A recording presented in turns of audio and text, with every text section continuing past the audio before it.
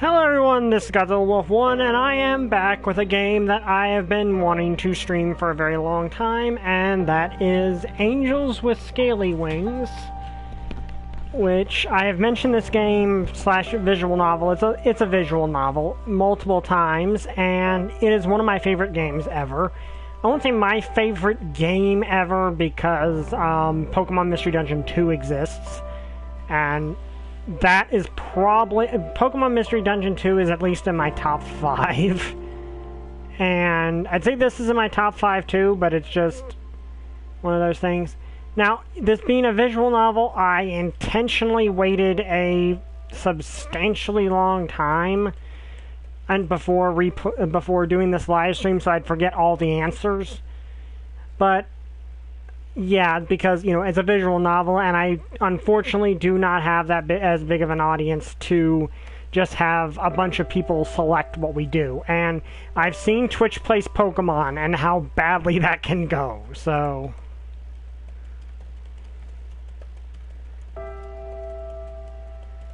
Yeah, I'm not sure if this will turn out, if this will live up to the hype I've put on it, but I really, to me, this is one of my favorite games of all time. So we'll see if you guys like it as well as I do. Just messaging this out.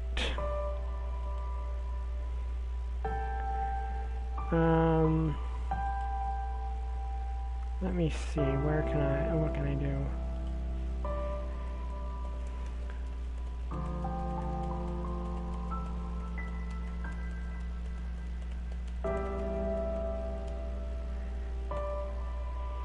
Okay, so as I message this out, gonna give some warnings ahead of time. This is a dating sim slash murder mystery sort of game, so there will be mature stuff in it.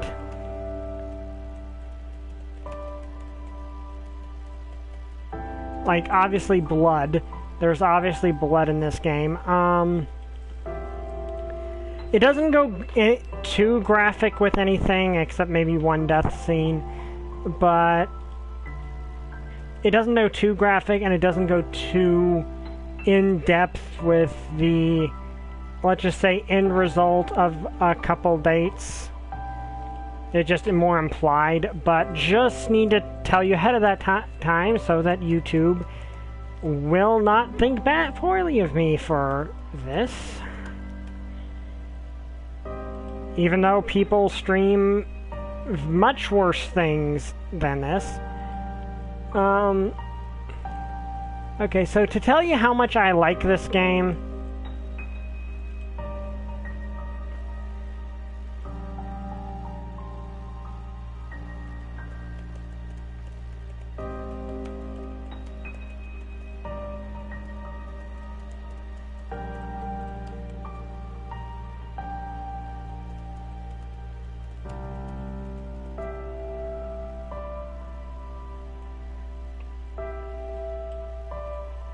so we shall see how this goes.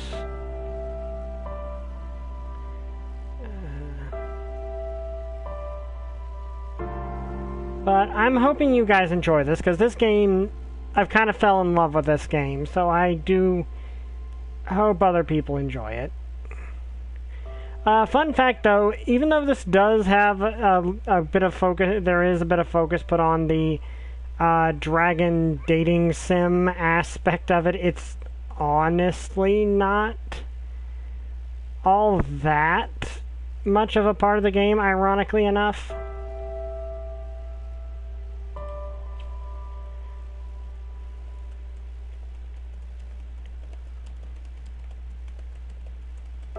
In fact, fun fact, the original name was Dragon Dating Simulator, but then they changed that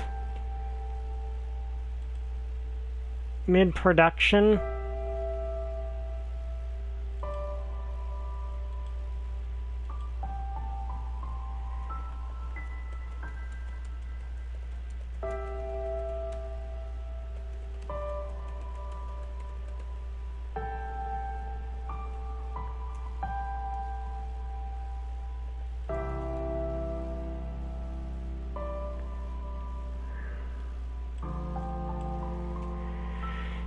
Okay, so we're 5 minutes in, and we shall start this.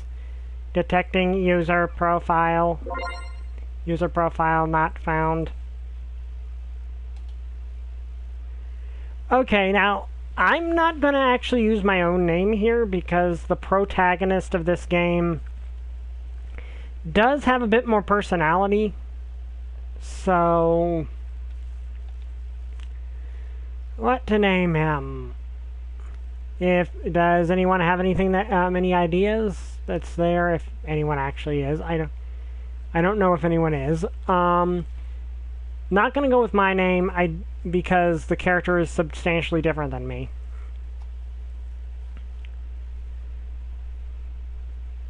So, any suggestions?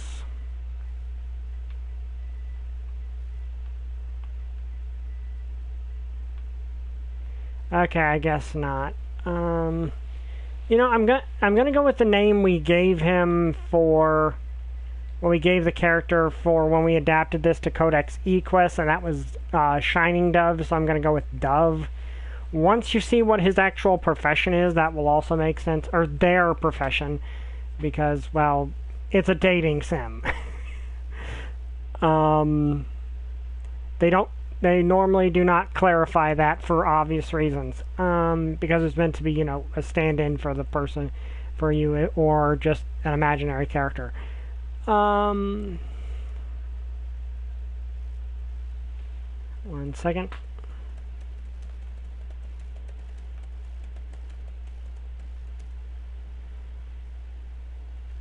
Okay, let's just go with Dove. Choose a color. Well, obviously, okay, there's more colors. Okay. I forgot about this, actually. Well, we're gonna go with yellow, because that's my favorite color. User profile confirmed. Before we start, please review the following information. X to advance text and select menu options. Start to bring up the menu. Press L1 to review past messages and rewind. Press R1 to toggle skipping. Hides the text window. If you wish to view this information again, you can do so from the menu. That will be all.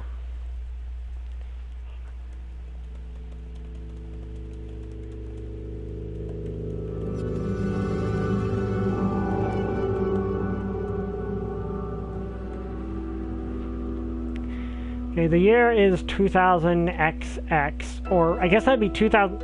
Would that be like, that's the weird part. They always do that to, like, hide the time period. But given that would just be the Roman numerals for 20.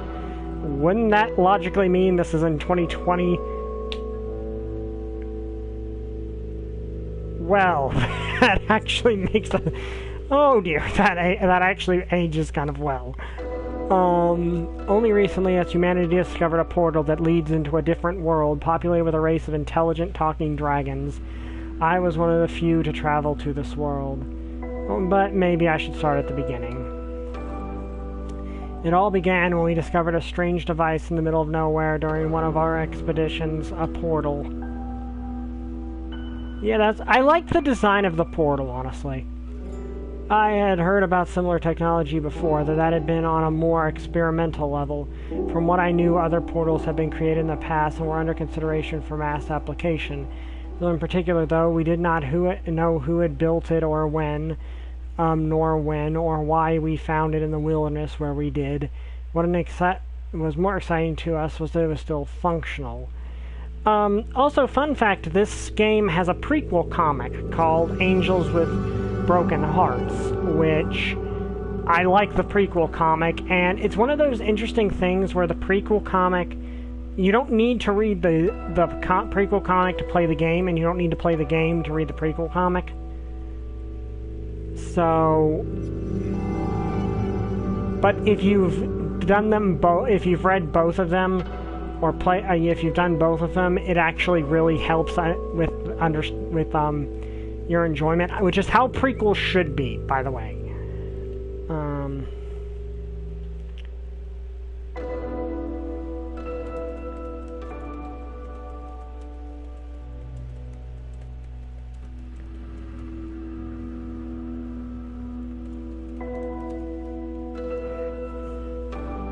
But yeah, I'm kind of nervous about streaming this because I hope you guys like it as much as I do. After our first test, we found there was someone else on the other side who was in possession of a similar portal.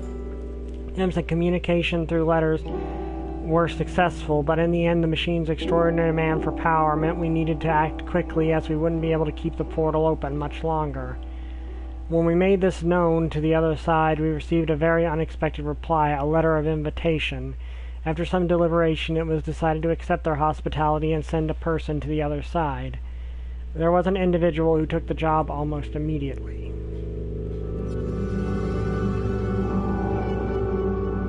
Reza Izquierdo. I knew him, or rather had known him. We attended the same school back then, and even had a few classes together. We never really were close friends, but we talked to each other occasionally, and hang around the same crowd sometimes. However, we still went our separate ways in the end. Okay, so, interesting thing, and this is not really a big spoiler for Angels with Broken Hearts or this. Reza actually has amnesia. So, it's interesting watching this with the knowledge that Reza might actually not remember knowing the protagonist, which is an interesting concept, but that's from Angels with Broken Hearts. I'll try not to go too much into that. I might, actually let me, should I put the, you can find it online, but I would suggest Angels with Broken Hearts. I'll only really bring it up if it's really relevant to something that happens. Just interesting to watch the game with the knowledge of that in mind.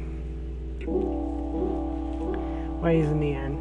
I wasn't sure what to think about the whole thing, but he had to have known what he was doing. He was certainly brave. Either that or just very, very foolish.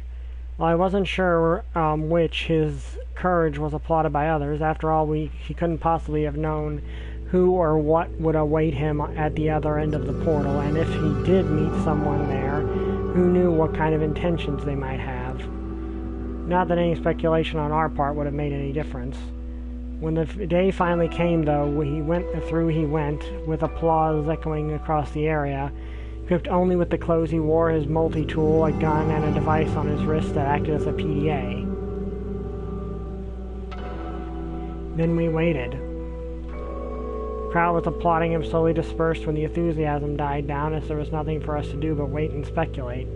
Nearly 8 hours later, we received our first message from him. While he had assumed the portal led to another in a different country, or maybe on a different continent, the reality turned out to be much more foreign. The vision he described to us was so outlandish that we initially took it as a joke. A very bad joke, maybe, with even worse timing and no punchline at all. Soon it became clear to us, however, that we may have just have made one of the most important discoveries since the dawn of mankind. It had been remarkable in of itself, but this took it to a completely different level. From what he described about the place, or more accurately its inhabitants, we surmised it could not have be part of Earth at all. He called them dragons because, according to Reza, that's what they were, at least what they resembled most.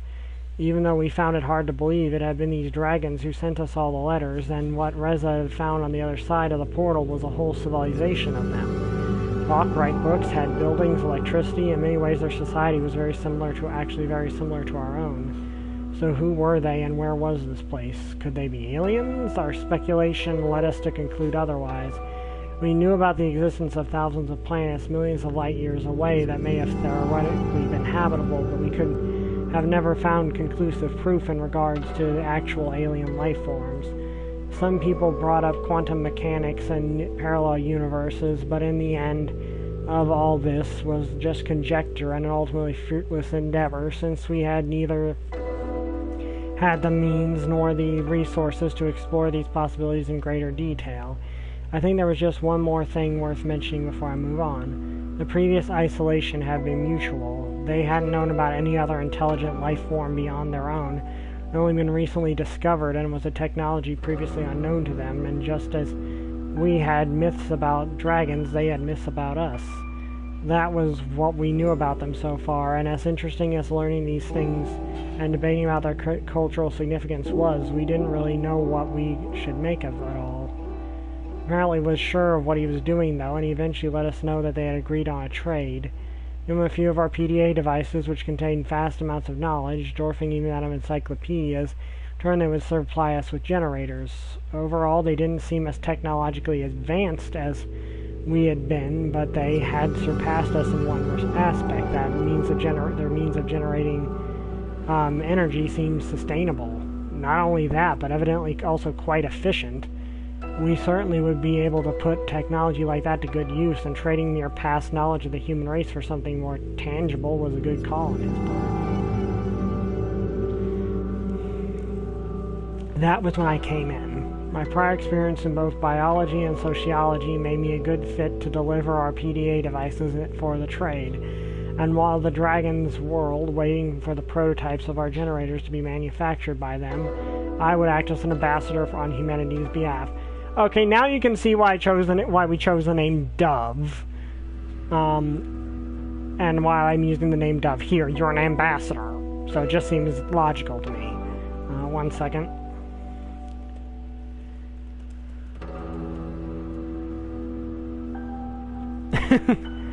MST bot. Yeah, we'll get to the visual part eventually. What a way to make a first impression by a display of mutual goodwill. Everyone benefits and everyone goes home happy. All is well. At least that was the plan.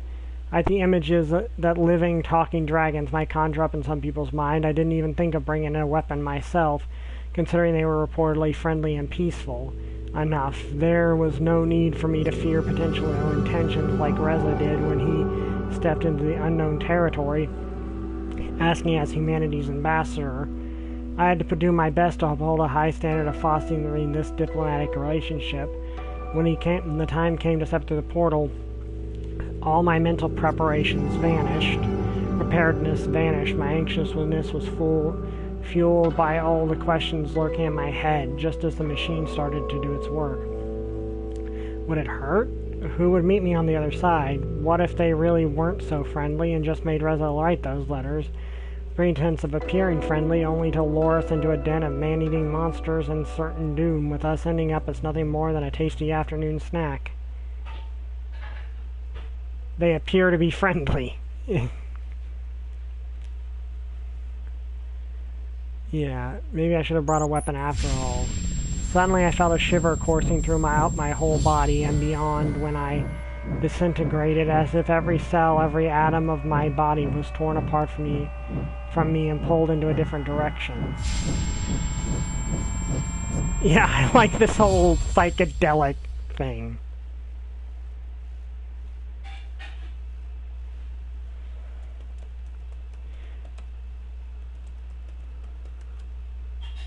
Let me see. If in a Thundercats episode had a rude, ugly alien who was just a refugee and a beautiful, well-spoken alien who was really an invader.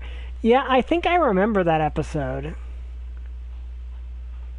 I saw darkness and light painting patterns in the stars as I traveled. Images rapidly flashed before me. Things unseen and unspoken, both horrifying and beautiful. It was an experience unlike any other, yet over in just a split second.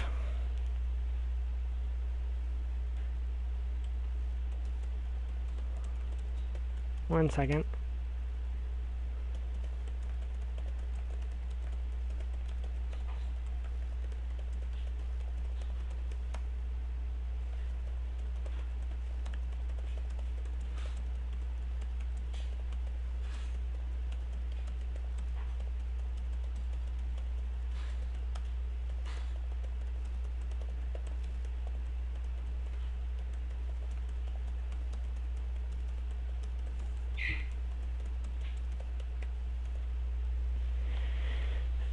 Then it was dark. I could only see a patch of lighter color contrasting with its dark surroundings. As my vision started to clear, its edges got sharper as the patch of light slowly took shape, giving me a distinguished outline of a reptilian head and an array of horns sprouting from it.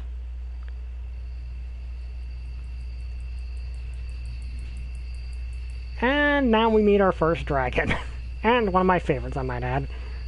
It was a dragon. And as I could see now, a dragon who not only had a pair of round glasses, but also wore a burgundy tie around its neck.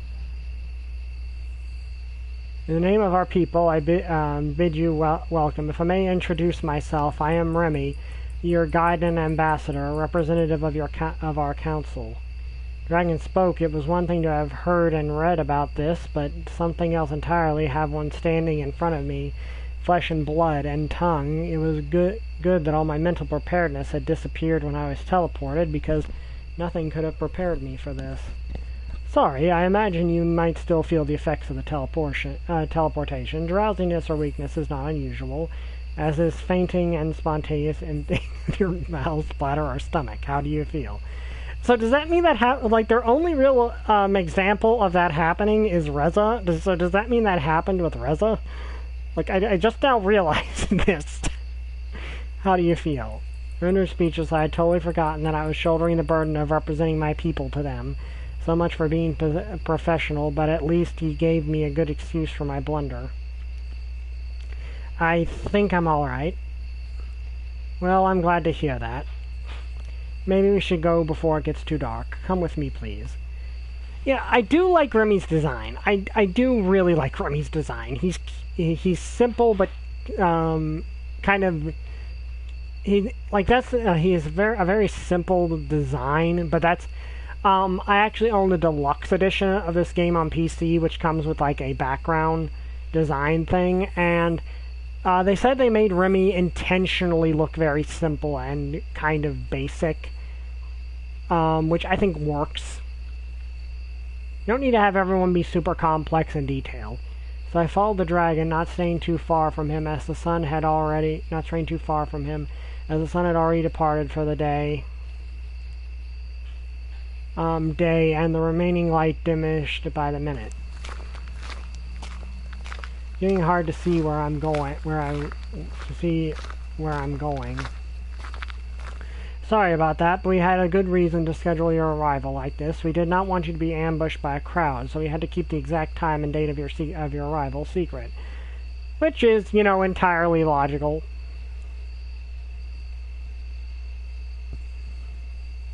Thanks. I suppose an event like this would certainly make me a celebrity of sorts. It would be the same if one of you came to us.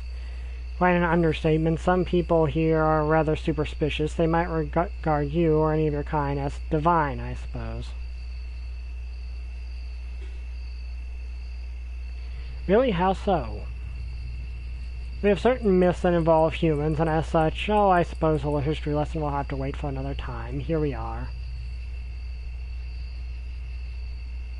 By this point, it had gotten so dark that I could barely make out the building before us. I briefly wondered whether they might have streetlights elsewhere, or if they just did not have any due to possible enhanced eyesight or night vision. Honestly, that is actually a really clever point that I like that they bring up. Is, would a society that has good night vision even need streetlights? Like, that's something you don't really think of.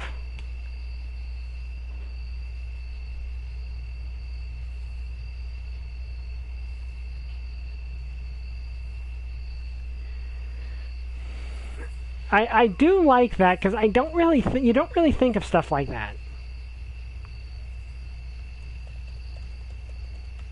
One second.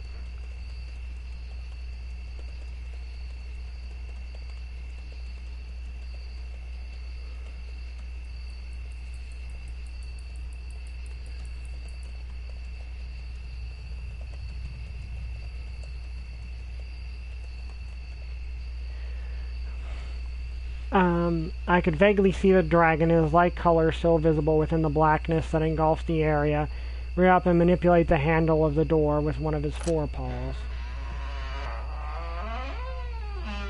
Okay, so I'm going to say how we're going to do this. We are going to play through the game multiple times, but it has a fast-forward function that's actually really good. So you can just fast forward through what you've already seen. But first time through, we're just going to do a neutral playthrough. We're not going to try to do any of the side routes. We're just going to do a neutral playthrough of the game.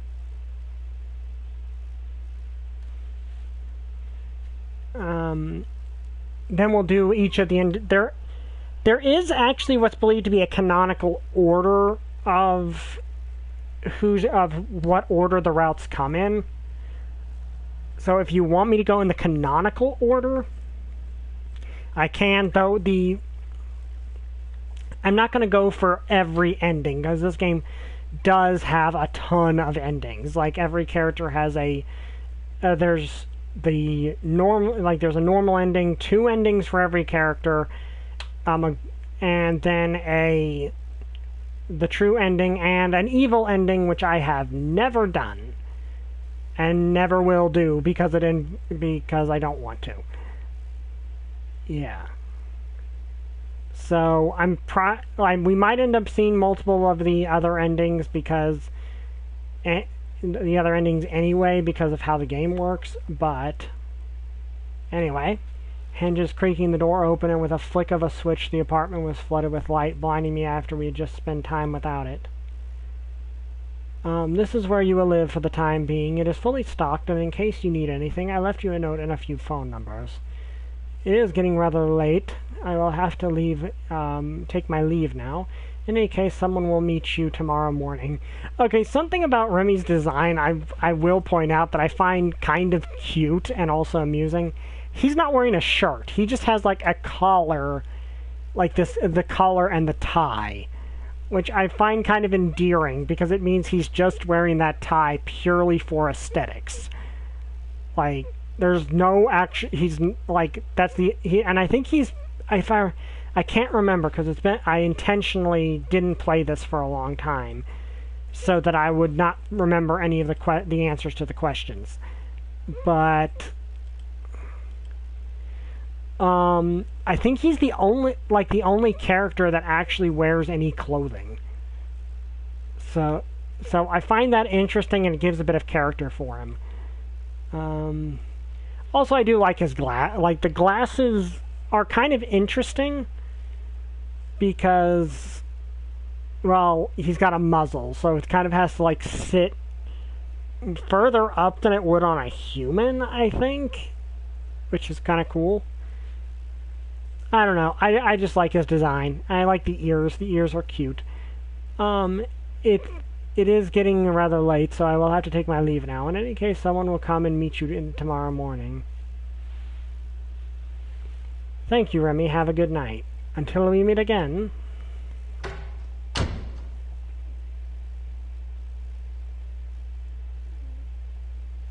Also, Riley is in my window snoring.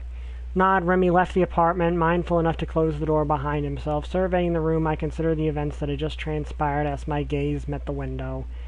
I could see movement outside, and as I drew nearer, startled, I could hear footsteps in the grass moving away.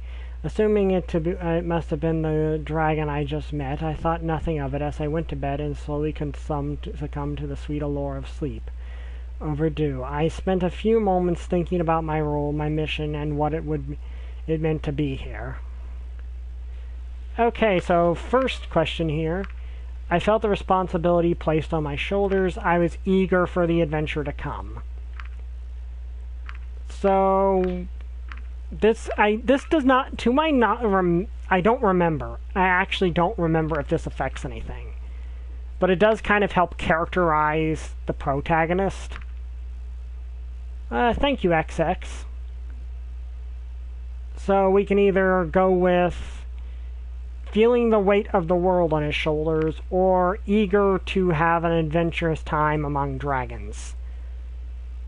So it does kind of help character. I like this. I like games like this where there's just questions that help you characterize the character. Like, they don't serve any purpose except for just, dictating what your character is like. So we can either go weight of responsibility on his shoulders or eager for adventure to come. Which do I want to go for? I kind of want to go with the eager for the adventure to come because that makes him kind of more of a go-getter character, which I do appreciate. 1 second.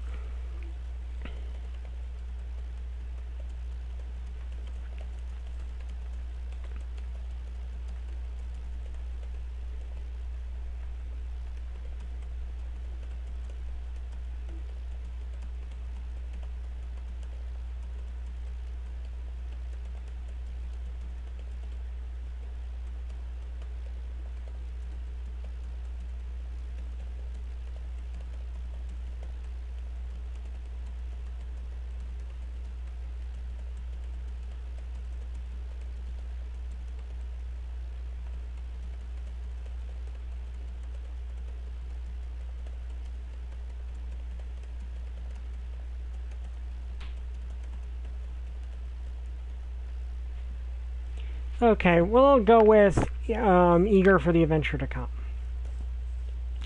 Abilities and prospects raced through my mind. Truth be told, the thought of being able to meet entirely new species and civilization excited me. I was going to be the first to truly experience their society with its own little quirks, differences, and similarities. Couldn't help but feel like some sort of Vasco da Gama or Marco Polo. Maybe I would even write a book about the whole experience after it was over. I was sure it would become a hit, all things considered. At any rate, this was going to be fun. Yeah, I like the idea of a more energetic characterization. Okay, here's an interesting thing, is these little tarot cards. One, it kind of gives a hint that there's a bit of culture with the dragons, that they would have tarot cards that are different than ours. But two, I just think they look cool. I just think those look cool.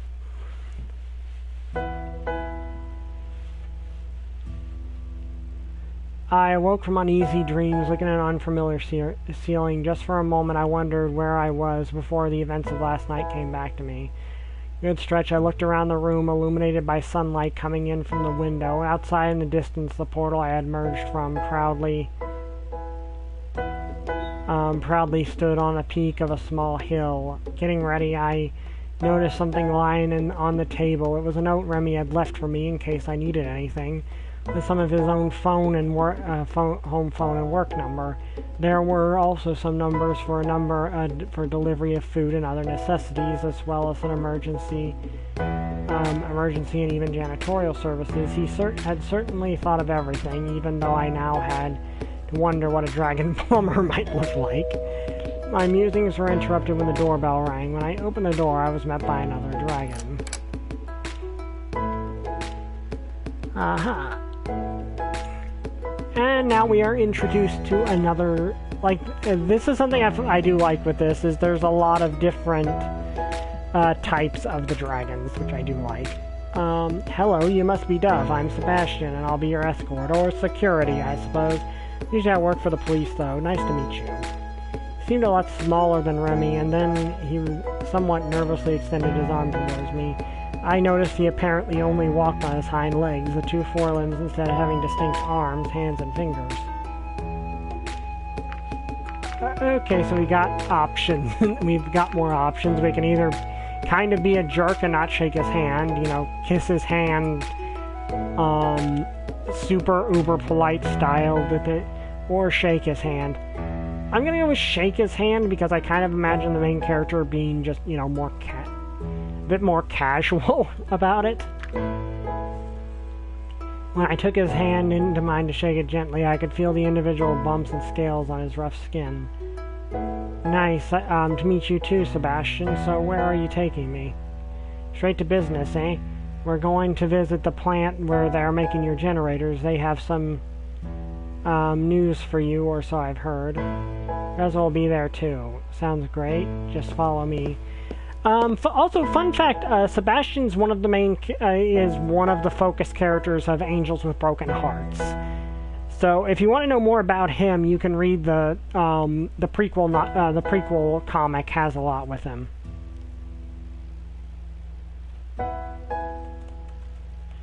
Which I do like. That's one interesting thing, is he's a side character here, but a main character there. Okay, so I guess he has the police hat, which is technically clothing, but in his case it serves the purpose of identifying himself as police, so... Which, that and the hat looks cool. The hat does look nice.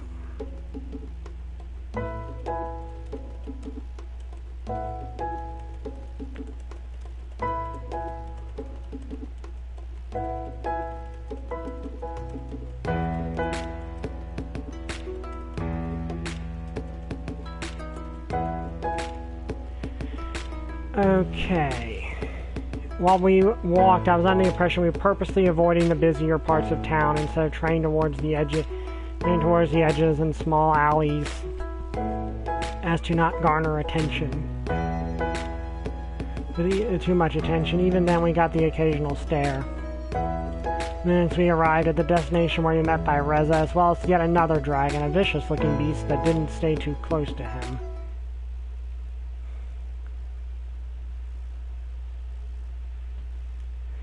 And now we meet another dragon who is the size of a Clydesdale. That is one thing I will point out. We don't have an actual size reference for what a lot of the dragons look like. At least not in the game. Like I said, in Angels with Broken Hearts, we see the characters more together, and we get a better idea for the size comparison, the size scaling between them. This guy is one of the few we actually know exactly how big he is. And we do see at least we see a couple other dragons in frame with him that can give you some idea of how big he is. Oop. Dropped my mouse off my computer.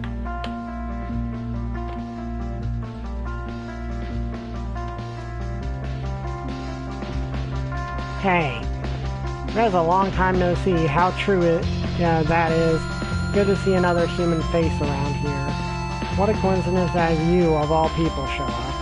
Yeah, I guess those degrees weren't so useless after all. By the way, who's your friend? Just my bodyguard, same as yours. Don't bother him, he doesn't talk much. Okay, so now we get to do this. Okay, so I admit when I played through the game once, I kind of had the character sort of wisecrack Reza a bit. Kind of like, because they're supposed to be old college friends, so I thought him, wisecracking a bit with Reza would be, in general, but I'm going to go with a different one. Let's go with this. Ha. Dragons exchanged a few words, and as I met the gaze of the larger Timbroith dragon a few paces from us, turned to me and spoke up again. Also, I can confirm that is not accurate size between these two. That is in no way, shape, or form how big this guy's that Maverick here is supposed to be to Sebastian. But, they gotta fit him on screen. They can't do the size scaling in the picture art. So that's why this is, just something I thought I'd point out. Hey Dove, this is Maverick. Nice to meet you. Yeah, whatever. Just don't expect me to give you any special treatment like everyone else and we'll be good. What are you talking about? You haven't noticed the stairs and how they treat you like you're in the next Messiah or something? No, I just thought... We're not the ones making a big deal out of this, you are. We're just here to get what we agreed on and then we'll be gone. If anything, I'd actually prefer if you left us alone, but you're the one who insists on following me everywhere I go. Growled shapes the darker dragon's trembling lips as he bare his teeth at Reza. Alright, that's quite enough. Let's go, all go inside already, shall we? After you. The crisis was quickly averted as we entered the building, which was characterized by its many floors, high ceilings, and long, narrow hallways, as Sebastian led us to our destination. Ah yes, this character. There you are, I was waiting for you. I like these little art pieces. I do enjoy these little art pieces that pop up. I like them. Wait a minute, I thought we were going to meet the guys from production. What are you doing here? They're only coming in later today, so you have to make do with me. I see. Well, Dove, this is Anna. Anna. I always have trouble pronouncing that as Anna or Anna. And there's someone in the neighborhood named that, and I always get their name wrong. Okay.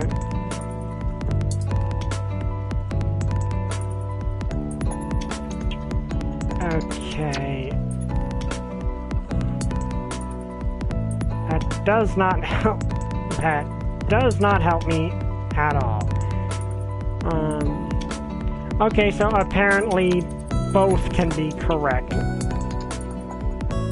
Anna, they can both be correct pronunciations. She kind of manages this building, though actually she's more involved in the research ring rather than production and engineering.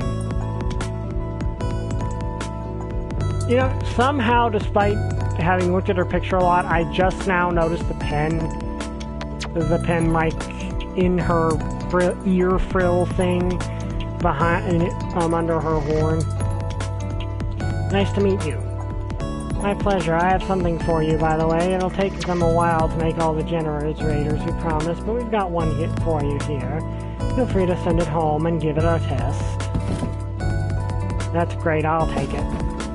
Looks a little small if you ask me. Don't underestimate its power. Oh, and be careful not to drop it. Sure, I'll be waiting outside while you do your thing, Dove. Yeah, also, I'm gonna point this out. According to the prequel, Anna's actually the same size as Maverick. Like, she's a little shorter. Like, she's a little shorter than him, but she's about the same size, which is kind of hilarious to think about. I suppose I'll wait for you outside as well. What thing? Oh, have you brought the PDA? Of course, here you go. Alright, now to give this thing a test run. The PDA lit up as her hand swiftly moved around its interface and calculated motions. By the way, would you consider letting me run some tests on you as well? It would only take a drop of your blood. What? Why? I work in biology, so obviously this kind of thing would be very interesting to us. I'd share the results with you, of course. Okay, so I'd rather not, or sure, why not? I mean, honestly, okay, so in this situation, I probably wouldn't do it because I have a phobia of needles. But, yeah, why not? Great. I need to produce a small device from a drawer, which from a glance reminded me a lot of a test tube. Now, if you would give me your hand, please. Reach out, she took my hand into hers before she pressed the device to the back of my hand. I winced as pain jolted through my hand. Something sharp drove itself through my skin, and shortly after, a droplet of blood was sucked into the tube attached to the small needle. Yeah, I have a phobia of needles, so... thanks. You're welcome? You gave Anna your blood. Looks like your PDA is good, by the way, so we're just about done here. And since we're both in biology, it could be interesting if you want to meet me some other time as well. Here's my number. Alright. Yeah, I like Anna's design. It's simple, but I do like how she looks. She looks distinct from Sebastian, even though they're the same species. See you soon. Oh, that was interesting. Did she ask you for your blood, too? Yeah. Did you give it to her? Oh, well, it's your choice. We've got no idea what they might do with it, though. I'm getting hungry. How about some breakfast? I'm all for it. I can't stand early mornings like this. That shouldn't be a problem. There's a cafe not far from here. What do you say, Mavs? I wouldn't mind to grab a bite myself. That settles it, then. Also, hello, Riley. She's saying she came to say hello. Also, I can save at any point, so I'm actually going to save right now, just to have a save file. Oh, okay, how do I actually do that? Okay, here we go. So this is going to be an important, so this is the status screen, and it actually has a few interesting functions. But I'll get to those functions once we reach that point in the game where it will actually, come up. Lucky for us, the cafe was mostly empty when we arrived, as it was pretty early in the day. Rosa was quick to lead me to a table for two, prompting the dragons to get one of their own on the other side of the restaurant. And finally, I can't stand that guy being on my tail all the beep time.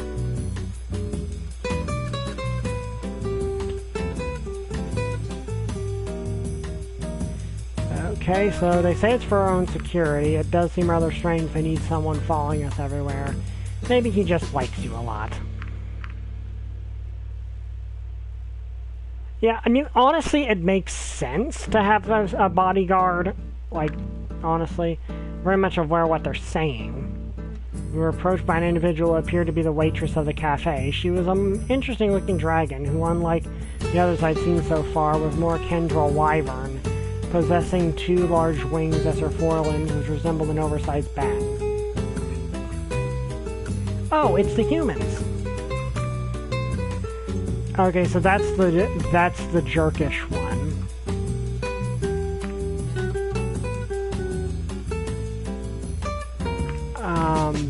Wait, where? Okay. So all three of these are kind of jokish ones, which is why it's stuff like this that makes me play the character more like upbeat and joke it and, you know, kind of dorkish, because stuff like this kind of indicates that's the way the character's supposed to be. Okay, so wait, where? Oh, it's a dragon. I kind of like that one. Let's go with that one. Just like, that's a good one. Welcome to our establishment. My name is Undine. I'll be your waitress today. What can I bring you to? Okay, so just gonna mention this just ahead of time. Undine's my favorite. She is my favorite of the main dragons, and you will see why. I just am getting that out of the way. She's my favorite, and the one I can. Also, I just like her design, like the more wyvern. Is it wyvern or wavern? Or wyvern? I've always had trouble pronouncing that word. What can I bring you to? Okay, so just a coffee for me. How about some scrambled eggs and bacon? Today's special. Let's go with that. Yeah, me too. Just make it quick. Sure thing. 2 scrambled eggs with bacon coming right up. Look at the big picture. Don't you think that there's just something off about this whole place? Where is it really? If this is supposed to be a completely separate place from Earth, or even a different dimension, some things just don't add up, don't you think so? I'm not sure. Yeah, I've noticed it too. Let me just grab my tinfoil hat real quick. Honestly, I imagine, like, this is my reaction, kind of, because there's no real logical reason to think anything's amiss. I've been here much longer than you did, Ben. Maybe you'll see it soon enough.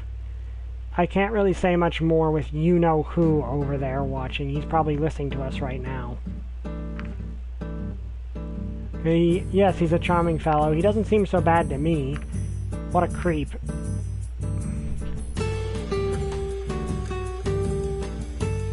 Sorry, Riley did something. Hello, Riley. What do you want? She's just being a cat. I let my gaze wander. I saw the Maverick was looking my direction. Our eyes met briefly, his expression not showing any discernible emotion. Wonder whether a big coincidence or if he really was able to hear us from a distance. I do have some theories, and if I'm right, we might be in trouble. What kind of trouble? What are you talking about? Shh, be quiet. I'll let you know as soon as I can, but for now, let's play along. After all, we already have one of these babies. Pat the generator's box for emphasis. God knows we need them. Oh, there she comes. The female returned, astounding me with her ability to balance dishes on the edge of her wing. She placed her forelimb on the table and proceeded to move dishes from her wing to us with a gentle push of her snout. I honestly don't actually know if that was Reza taking the Lord's name in vain or not. Like, I don't think we ever get enough information about him to tell if that would count. It doesn't really matter all that much, but it's just something that occurs to me. Rolled on the table and proceeded to move the dish with her wings to her wing to us with a gentle push of her snout. There you go, enjoy. Her shoe, Scaly face, say nothing.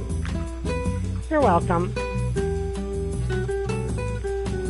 Wondering what kind of breakfast could be had in this place, but I was pleasantly surprised that it was quite as I was used to. The only real difference was they apparently didn't use cutlery. Well, the waitress brought our meals out meals to the 2 dragons across the cafe, and in exchange a few words with them, Reza leaned forward and whispered something to me. I'll send you a letter with a coded message later. You'll know what to do. He rose from his seat before he made it known to me that he still had a few things to do, and it left the restaurant, followed shortly after by the larger of the 2 dragons. Laters. Wasn't in a hurry, so I spent a few more minutes in contemplation while I looked out the windows and finished my breakfast. This situation wasn't bizarre enough. There was also now the sense of danger conveyed by Reza's early words. I did not have an idea of what kind of threat might be lurking here. Eventually I got up, ready to be on my way for whatever else the day might bring. Are you done?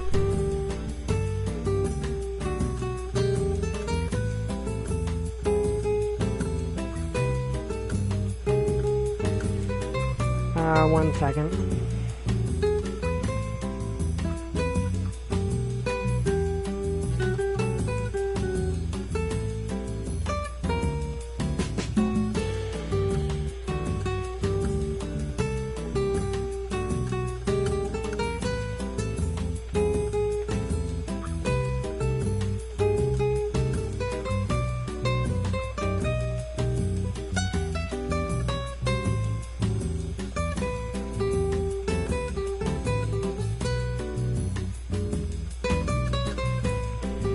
Sure am. How'd you like it?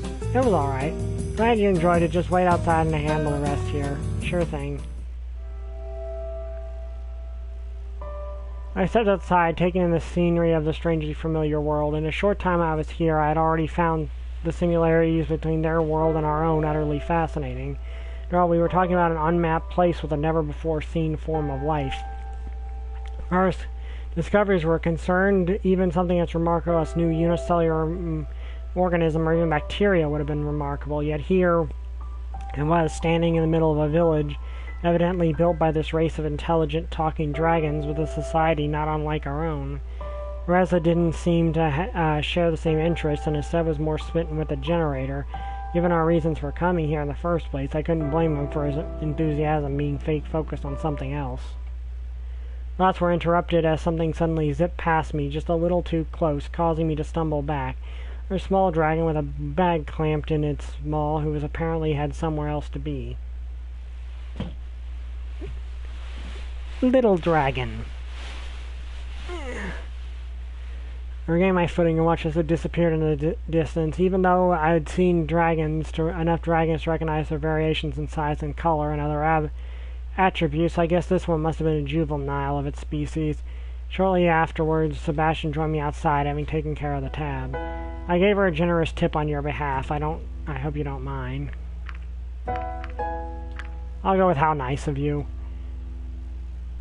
Actually, okay, so I can rewind and remake choices if I want to. For obvious reasons, I don't want to abuse that. So of course not, as long as I don't have to pay the bill. Actually, I do. How nice of you. I'm gonna go with that. In any case, now that you've been given the PDA and Reza has the generator, you're free for today. So if you want to go any particular, just let me know or I could show you around town. Intended to be given a tour, but considering Reza's words, I wanted to be careful and not stray too far without knowing more about this world first. Stay home for the day. I still have to get used to everything, you know? I'll just accompany you back then. There we are. Home sweet home for now, at least. Well, if you need anything, I'll be outside until my shift ends. Otherwise, I'll see you tomorrow. Thank you. See you tomorrow. See ya. I like Sebastian. He's a nice character. I hadn't really looked around the apartment much, so I spent the rest of the day investigating it and relaxing. I considered checking out some of the phone numbers Remy had left me, but I thought it was better to keep a low profile for now. I found the kitchen fully stocked with plenty of groceries, though the variety was wasted on me. I hadn't been a particularly good cook in the first place, but what was more, I didn't even recognize some of the things I found there. They were edibles that we had back home I just didn't know about, or something completely alien. I wasn't sure. But I didn't want to take the risk of eating anything I didn't know. After all, it was possible that some of the consumables might have been fine for them to eat, but still be poisonous to us. I was also glad to find the shelf was filled to the brim with a variety of books. On the subject matter of man, myth, or reality, to be quite intriguing, I had to give up after a few pages of it due to its exceptionally dry writing style. Other than kind of enjoy at the moment. In the end, I set it for an adventural novel about a dragon archaeologist who stumbles upon the remains of a lost human civilization, after which she is hunted by an evil organization that wants to use magical artifacts for its own nefarious purposes. Oh yeah, that's something I completely forgot. That's why I'm glad I didn't play this for so long. Yeah, basically Dragon Indiana Jones. Entertaining, I admit it reminded me a little too much of the trashy novels we had back home. I certainly found it amusing that certain tropes were not really unique to us as a species. I wonder whether this kind of literature had fallen into this flavor here, as it has when back where I came from. Okay, I will be honest, I like cheesy stuff. I genuinely like cheesy stuff. Also, Riley, what are you doing? She's just staring at a wall. Because she's a cat.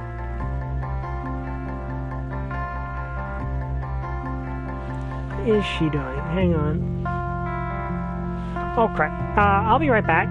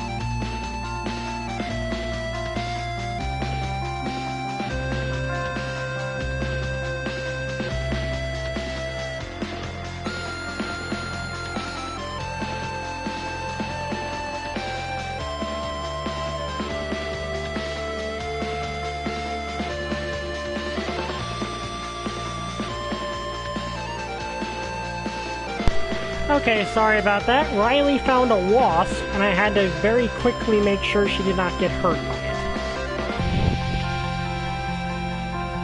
it. Like, she's a nice little cat, but she can get herself into trouble because she's a kitten. I was reading a particularly exciting scene in which the hero, Ceradan, uses one of the magical artifacts shaped like a pair of human hands holding a scepter with a globe at the top before being crushed and ground into a bloody pulp by an ancient human temple's moving walls when I suddenly heard the doorbell ring. I like how even though he says it's trashy, he's still clearly invested in it. And here we have the next dragon. Interesting and kind of the most, you know, what you'd think of a dragon out of the group. Hello there, would you please sign here? I'm not saying away my rights with this, am I? I got a letter for you that requires signature confirmation. I see. Over the clipboard the small dragon was holding up to me, I saw that the sender of the letter in question was Reza. There you go. I'm Lorem, by the way. Would you mind if I asked you a few questions? Also, yeah, this is, Lorem, who, interesting enough, is actually a backer character, if I'm not mistaken. So, like, this was kickstarted, and I believe Lorem here was one of the backer characters that was added into the game. Which, you know, it's appreciated that they, used him as a main character. Because, you know, a lot of times they just add them as a cameo. But, you know, here, Lorem is our main character. Which, you know, that is appreciated. What is this about? I'm just making small talk. Wait a minute, I recognize you. You tried to do the same thing with Reza. Maybe I should report you to your superiors for inappropriate behavior towards your clients. It's important. Please let me talk to Dove for a few minutes. You know how it is. If you want to interview one of the humans, you'll have to get permission from the proper authorities. Help me out here, Dove. As an ambassador, you know you care about an accurate portrayal of humans in media, don't you? Then you should talk to me, otherwise someone else will fill in the blanks, and who knows what they will come up with. Let me show you something. Small dragon opened the bag, rummaging through a number of letters and small packages. I think I lost it. Anyway, I wanted to show some pictures of what people think humans look like. On some of them, they have like 4 heads and look nothing like you. It's crazy. What are you, Lorem, a reporter? No, I'm just... Do you want me to remove him, Dove? Is what he's saying true? Well, I like the little sweat drop, even though I don't think reptiles can sweat. Can reptiles sweat? Now I'm actually curious about that. Can reptiles sweat? I don't think they can.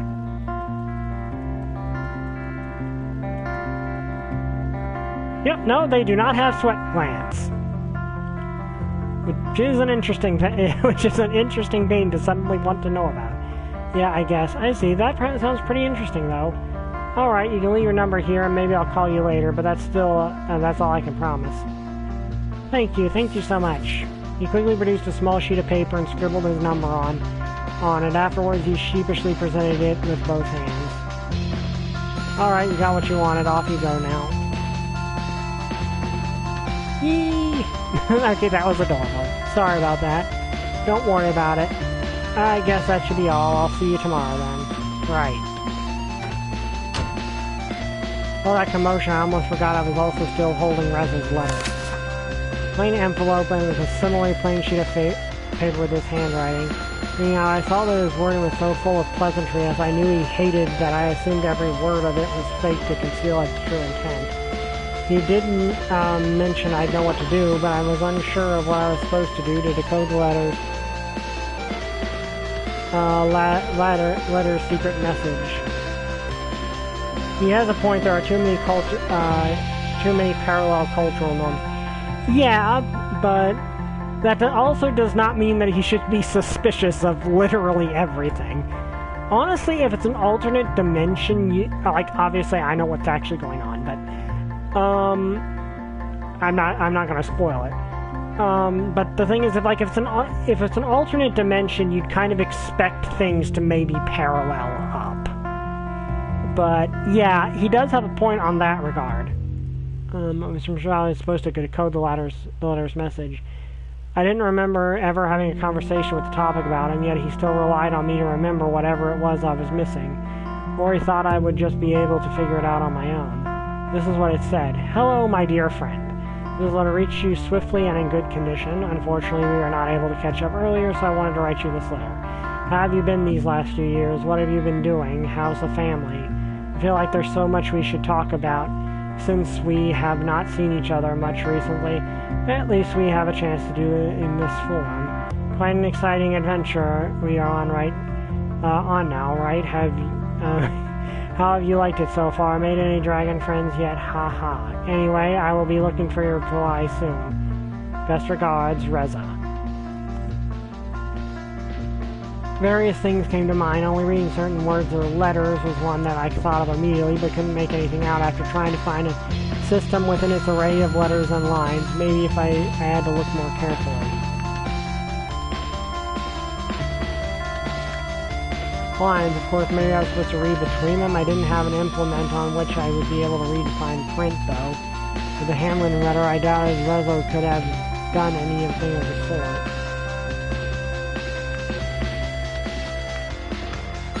Looking around, I came to conclusion that the secret message said that Rezo wanted me to plan Sebastian's murder, do nothing but he figures out what to do, find out more about the government, flee through the portal as soon as possible, have a pizza party, which definitely not, steal certain books from the library, find out where Maverick lives, and break into the manufacturing plant. I do like all of these. I do like there being a lot of options here, even though I can't, like, off the top of, like, this is why I'm glad I forgot the answers to this stuff.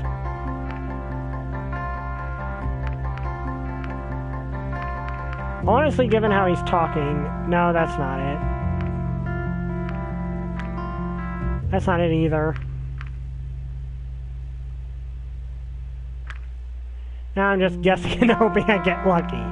Yeah, that's pretty much what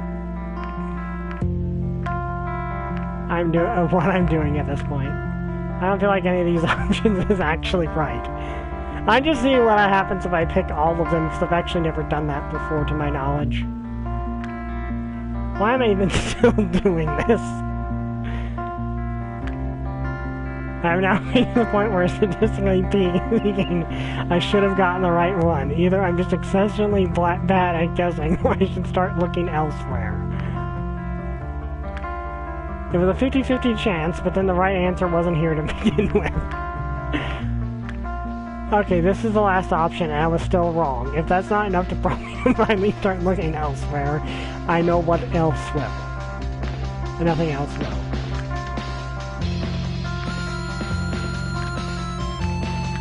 I find that very amusing. Like, I honestly find it amusing that they had a mental response to literally going through every single answer. So even if one of them were right, it's still amusing. Or maybe you referred to the fact we were both given an apartment. Considering the things they provided for us, maybe I just had to find the right object to decode the message. Plenty of everyday items here, though. Of course, I still have no idea what in particular I was looking for. We'll stock with a variety of books on different topics. I'll look behind the books first. Maybe Rezo left me another message here at some point. He could have known that I was going to live here, so I suppose it possibly held with the preparations and hid something.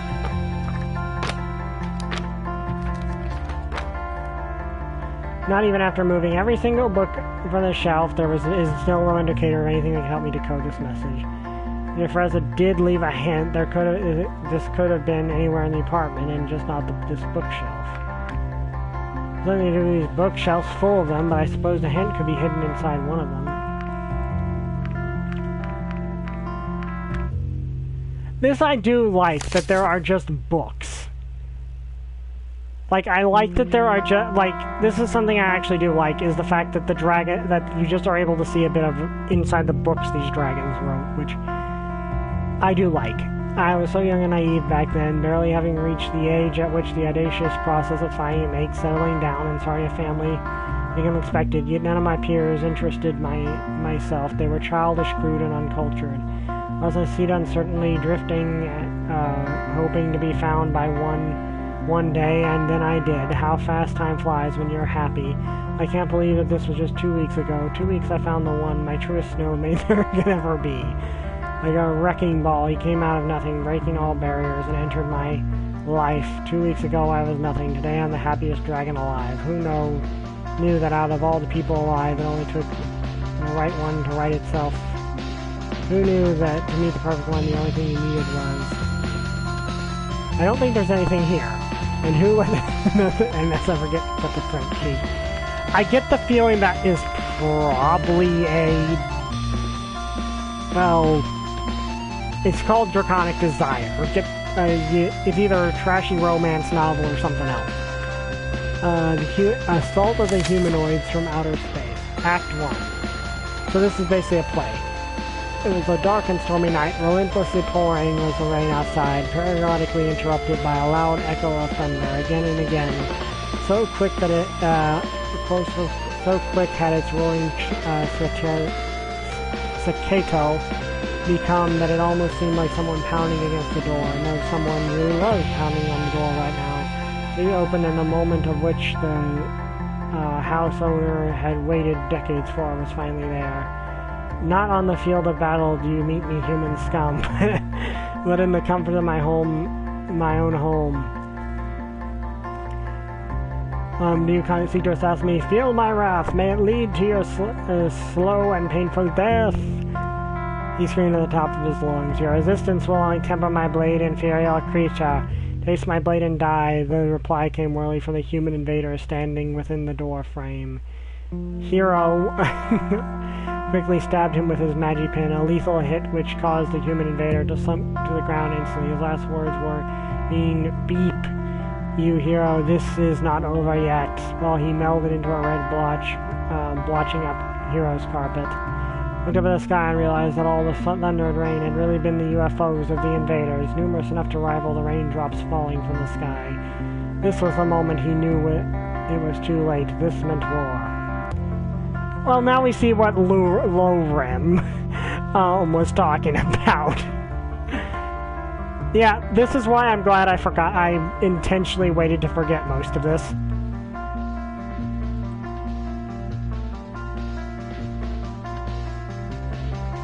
Because, you know...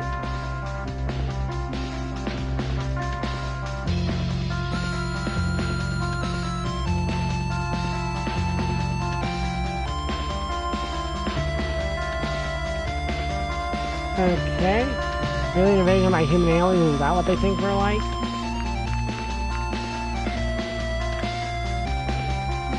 This is an autobiography by Abaddon the Seventh, a council member of some renown.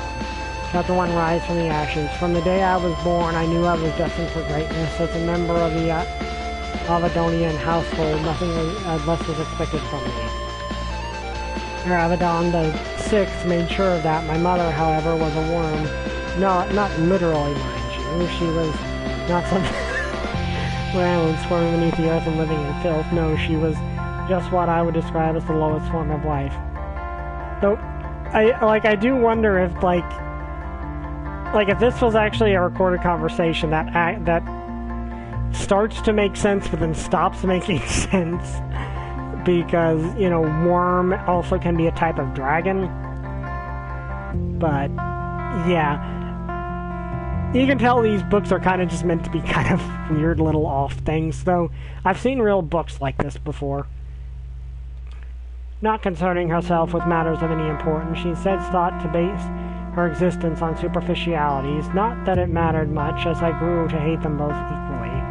For those who may want to critique me now for saying this, I no doubt my father's political achievements, yet only those who lived with him know that these successes came at the price of his very soul, an empty shell of a dragon driven by nothing but his performance as a politician, not as a father.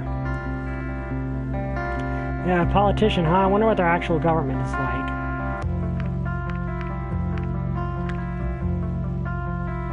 Photobiographical novel. Preface. In the 1,422nd year since our ascent to sentience, most extraordinary chain of events led to a most extraordinary circumstances in our politics and society. These events had been buried in history until I stumbled upon the records of these tumultuous times, taking upon myself to dramatize the events in a manner that is both accurate to history as well as retaining any reader who might have an interest in such stories. This is not just for my personal gain, as I hope to make the story available for a larger audience than just a few who have permission to visit the archive. Okay, now this I actually find interesting because it implies, at least when this book in universe was written, the dragons came into being over a thousand years ago, which is about 1,500 years ago, which is actually kind of interesting to think about. I have taken upon myself to dramatize the events in a manner that is... Okay, I already read that. You gain from the ensuing tale to be more relevant to now than ever. I actually would like to see more from that book, but understandably... Okay, the Oxman Spear and how to use it. As a manual meant for the general populace, the book intends to bring you, the valued reader, closer to the uses and joy of an Oxman Spear might bring. I have taken utmost care to use simple language and instructions to remove the well-known barrier between individuals and knowledge of proper use of this wondrous device. For interested parties, a chapter about the Oxman Spear's history and ideas for advanced applications can be found in the book. Quick Start Guide. Step 1. Place your Oxman Spear on a flat, stable surface. Make sure that the surface is indeed stable and flat. Good tip. Use a spirit level to determine if a surface is absolutely horizontal in order to prevent the Oxman Spear from rolling off the table. Also, this is something I find interesting. To my knowledge, this is actually not a real word. Like, it's not based off any real word because, well, it's a technology that they have that we don't. Which I do like.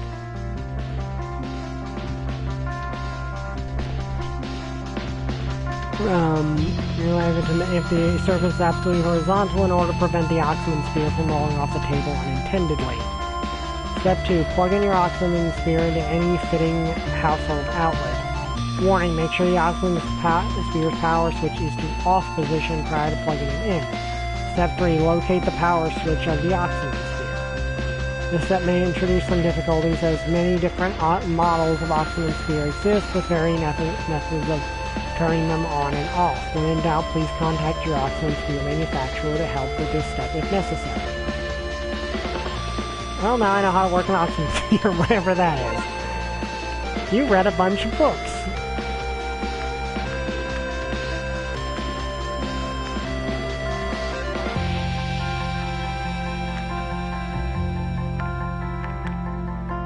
No shampoo to be found anywhere, of course, and no hint either, just a body wash. Another thing that makes logical sense, because they don't have hair.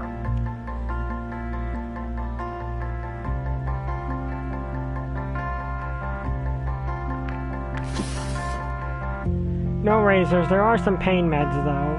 I'm not doing that. I'm sure there's some achievement or something for the character being a suicidal idiot. But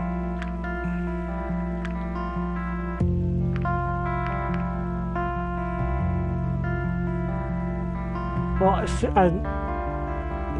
yeah. Yeah, never take medicine you don't know what it does. And given most dragons are significantly larger than humans,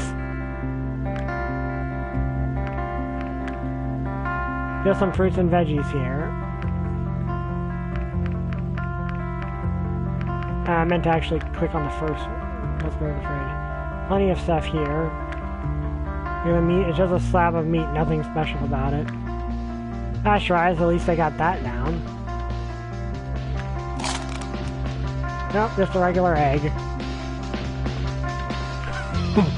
Examine an unlabeled container. It's an unlabeled container with some sort of white liquid in it. Well, here goes nothing. It's salty. You drank a mystery liquid.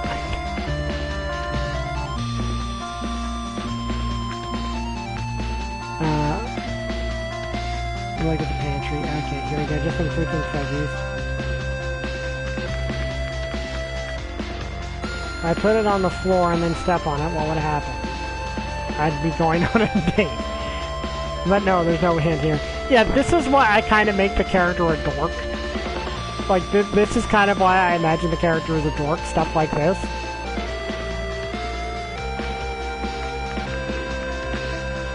What do I know about figs? Quite a bit, actually. Figs are ripe with history and still enjoy some cultural significance, especially in religious circles. For example, they are the leaves with which Adam and Eve covered themselves up in the Bible, Book of Genesis. It also happens to be the kind of tree Buddha achieved enlightenment under. Not only that, but is mentioned in Greek mythology. Isn't it fascinating? But wait, there's more. The figs also extends towards words, phrases, and sayings we still use today. The word sycophant, for example, which comes from a Greek expression meaning someone who shows a fig, which was a vulgar gesture at the time, or I don't have give a fig, which is of course a figure of speech.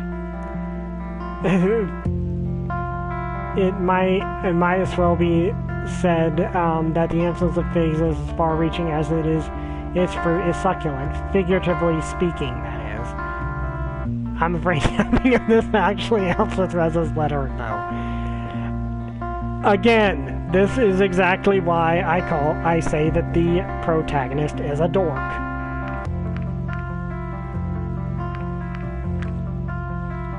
Two of them, what a nice pair. The diagram finds his kids crying. What's wrong, kids? But even though here's the kids couldn't let out a single word. Eventually the dad not enough, so he said stop whining. No, I won't say it. It wasn't a good joke. You learned a lot about fruits. Lemons, of course. Why didn't I realize it sooner? Lemon juice is the simplest way to write a hidden message using household items. We learned that in chemistry. The most boring class, of course. A message written in lemon juice on paper becomes just about invisible to the naked eye when dried, but after eating it up gently, oxidation occurs, making the message visible. I was sitting next to him in class when we learned that. He made a joke about using the method to cheat on a test. I replied by saying he'd had to bring an iron, which had he really expected me to remember a random chemistry class that happened years ago, but then I did remember after all. Meet me at the portal, 10 p.m. was all the message said. It wasted a good amount of time, but I still had some left before I had to go meet Reza, so I decided to make some lunch.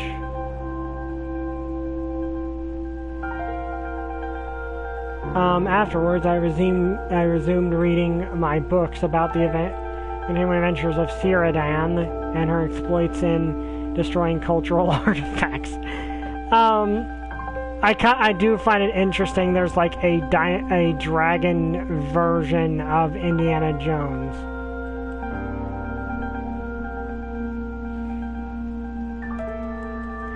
Like that's just interesting.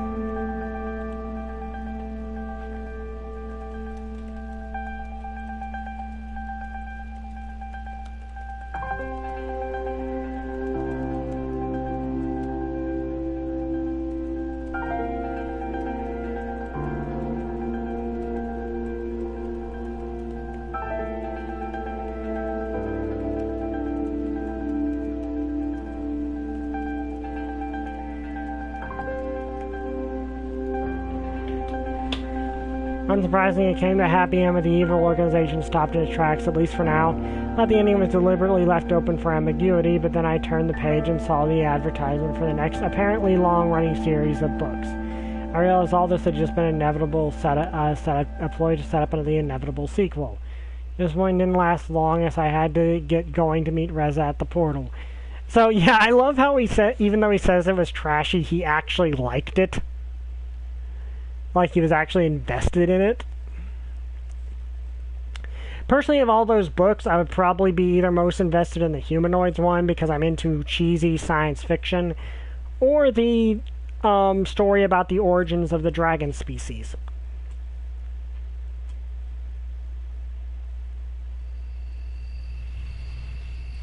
Yeah, there aren't actually any street lights. Like, there are the lights in front of the homes, but I can see why that would be a thing. So, yeah, there are no street lights. That is actually a cool detail I did not notice my first time around.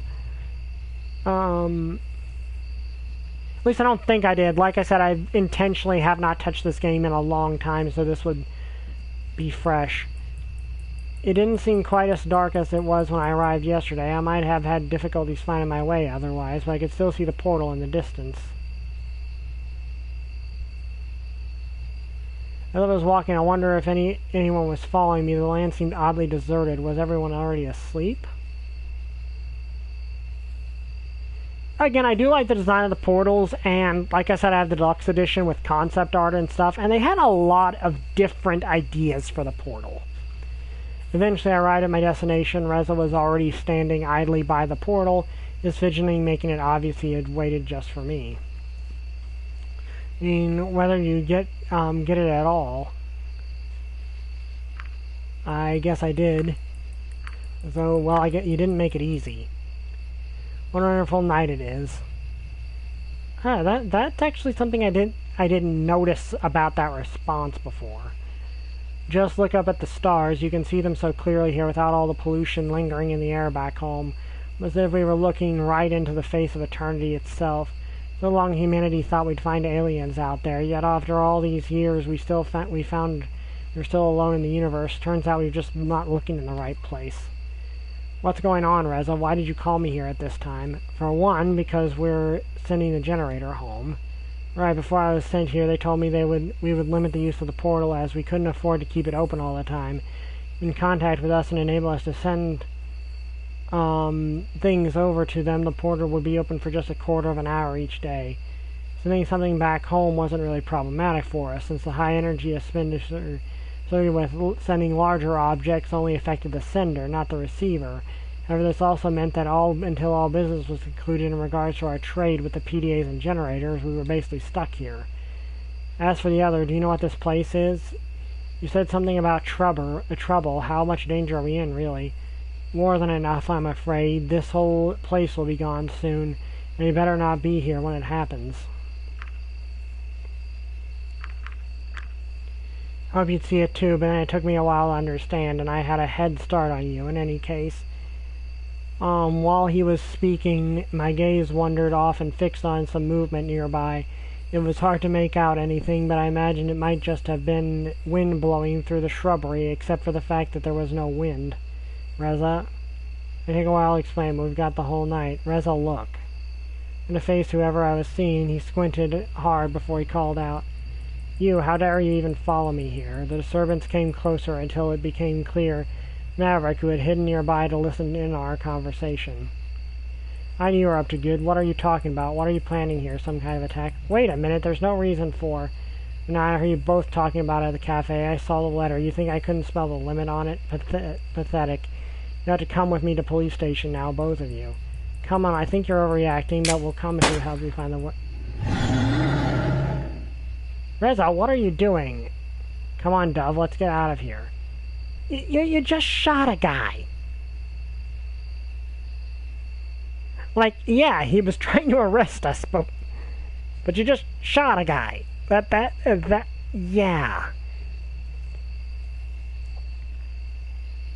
The blood saying his dark sails in the earth beneath. Reza used the opportunity to run off in some direction. I wasn't sure which. We scanned the surroundings looking for Reza, though he had already vanished into the darkness. What was I supposed to do?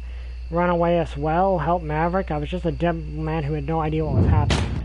The dragon whipped around, hitting me in the gut with his thick tail. I was lifted off the ground briefly before I felt body hitting the ground hard enough my vision blurred almost immediately. I was out of my ears. Was this a cry for help? I could barely move, but I found it better not to try, at least as to not startle the wounded dragon more than he already was. It certainly would have ended badly for me if I tried anything. I heard him take a few unsure steps and lay down on the ground, panting. We're watching you, you know. You'd better not move for your own good. If I have to get up again and come after you in this condition, I can promise you I won't be nice. Minutes of listening to his labored breathing before someone arrived. It was two dragons. The first I recognized as Sebastian. The other, I didn't know. Now, okay, yeah, Maverick is obviously overreacting to things, and is probably borderline is a bit paranoid about it, but yeah, pulling a gun and shooting a police officer is not that's just trying to take you back to the station. Not necessarily your brightest idea, Reza. The other I didn't know. I heard Sebastian and Maverick exchange a few words when the stocky fellow approached me.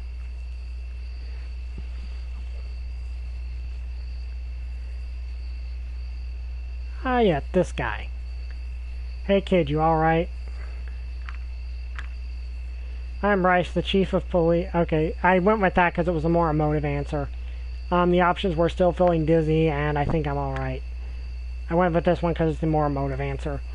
You're police in town, can you tell me what happened? I'll go with that. I'm not sure. Reza shot Maverick and ran off. Maverick followed us here and tried to apprehend us. Is that so? His face was stern and seeming lost in thought as I overheard Sebastian's conversation. Yeah, but you're the flyer on duty. We probably won't find him now, not here in the darkness at any rate. Oh, that's just brilliant. What do you think, Chief? Dove, can you walk? Yeah, I think so. Alright, Sebastian, take Dove to the apartment. Get us some help here for Maverick, and then I will look for Reza. Right on. Come on, Dove, I'll help you up.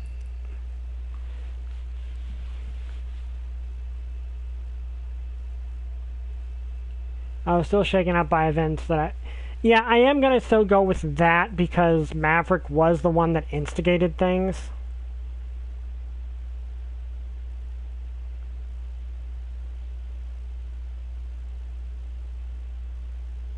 So, yeah.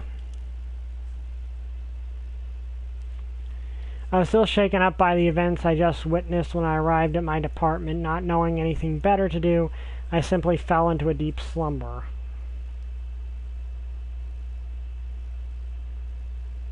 Yeah, I woke with many lingering questions in my head. I considered calling someone at the police department to ask about Resident Maverick. Decided against doing so, as I was sure they would make contact if they had anything to tell me. I knew it was no use worrying about it now, so I settled for starting another book. Not very long, though, before the doorbell rang. Did Bryce, the chief of police, take it on himself to escort me today?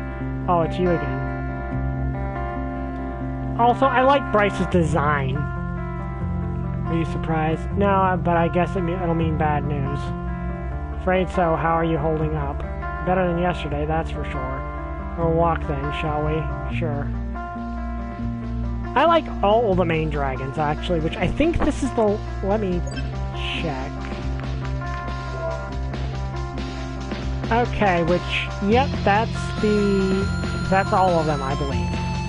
So we got Remy, Anna, Lorem, Bryce, and Adi. Or Adine. I can never pronounce... I don't know how to pronounce her name. And I was taken along a different route than yesterday. I was quite sure there was more of this than just taking a walk. I'll just go ahead and guess you didn't find Reza. Yeah, we hoped he'd have come back on his own by now. Do you have any idea where he might be? Maybe you mentioned some sort of place in particular that holds the rings in? Not really. We didn't get a chance to talk much at all yesterday before. There's that too. I had no idea why Reza would have done anything like this. I had the impression that they weren't fond of each other. But this, how is he, by the way? Well, Maverick's doing fine, but there's plenty of blame to go around. You're right, they didn't particularly like each other.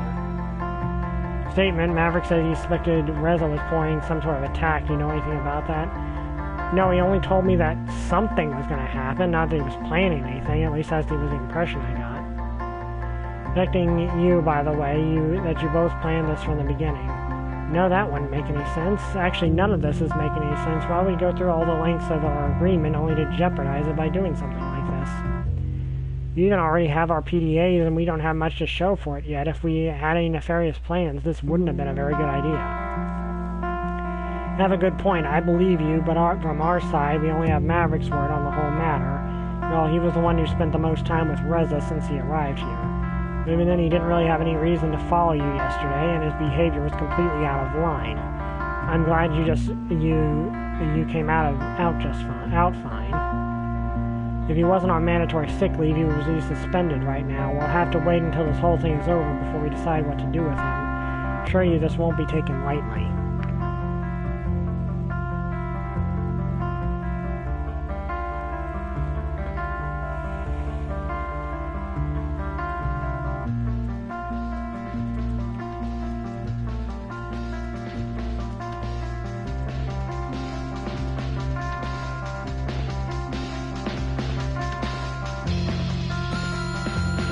Okay, maybe they both acted in the heat of the moment. Where I come from, this kind of attack on a diplomat could be classified as an act of war, punishable by death. I hope so. I'm trying to make the character come across as reasonable, so I'm going to go with this one. Maybe. We still have quite a lot on our hands now, though. We have a wounded dragon and a missing human. This could lead to a diplomatic crisis.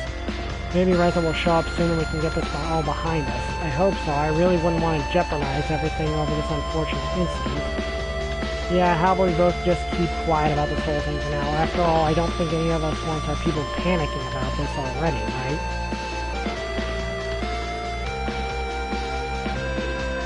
I'm really not in agreement.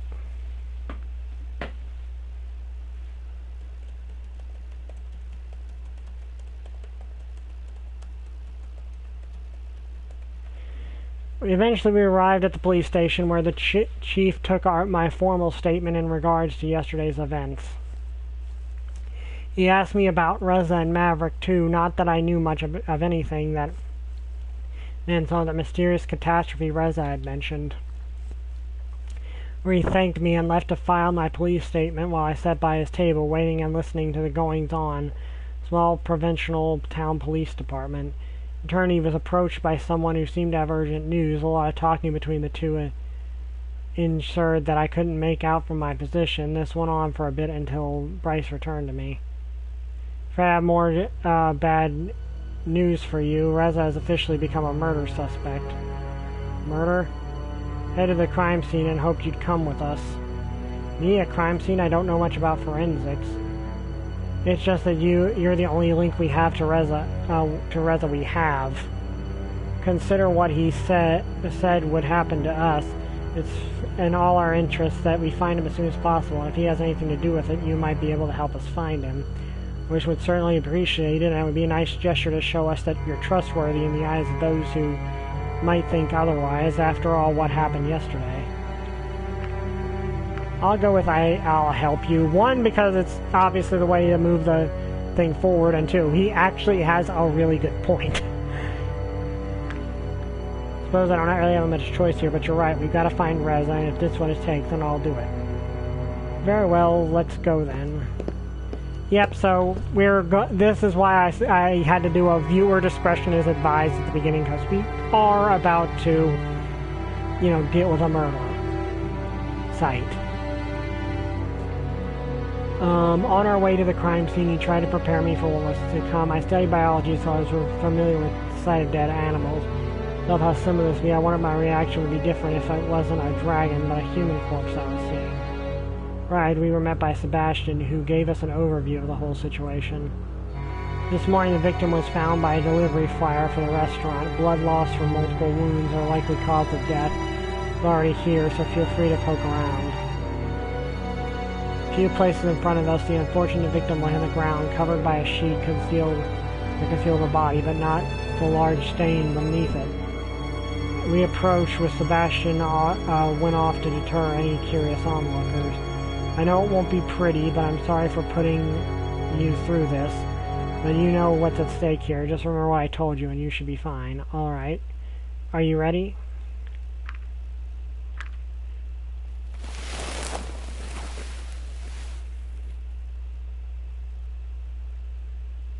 Yep. I mean, to be honest, it's not that gory. What do you think? Well, he's definitely dead. Yeah, rest in peace. Let's just say this will be your test. Tell me what you can to deduce from what you see. Give it your best shot. Investigation start. So yeah, this is where we get into the murder mystery-ish start. 2 wings, 2 legs, just like the waitress at the cafe, about as big as a human, lengthwise, if not slightly taller. The wingspan would certainly be impressive to look impressive at that size.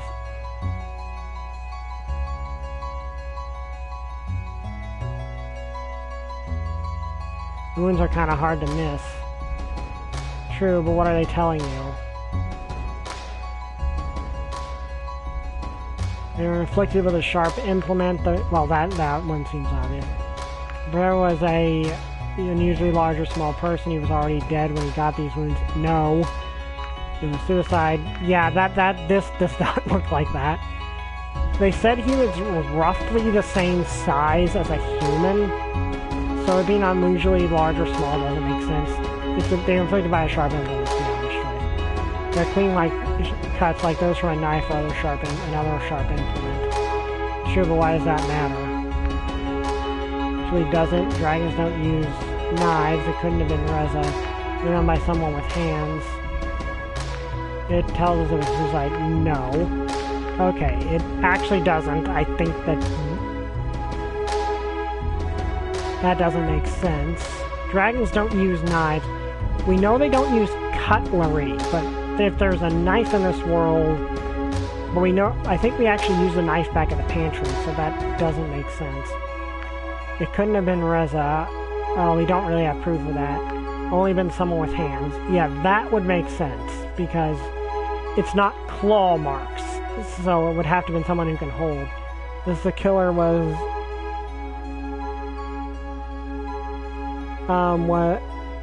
Hulk Hogan armed with Excalibur. I doubt it was a human. But it still would have had to have been someone with hands. That's right, only those who walk on 2 legs have the proper dexterity to wield a knife effectively.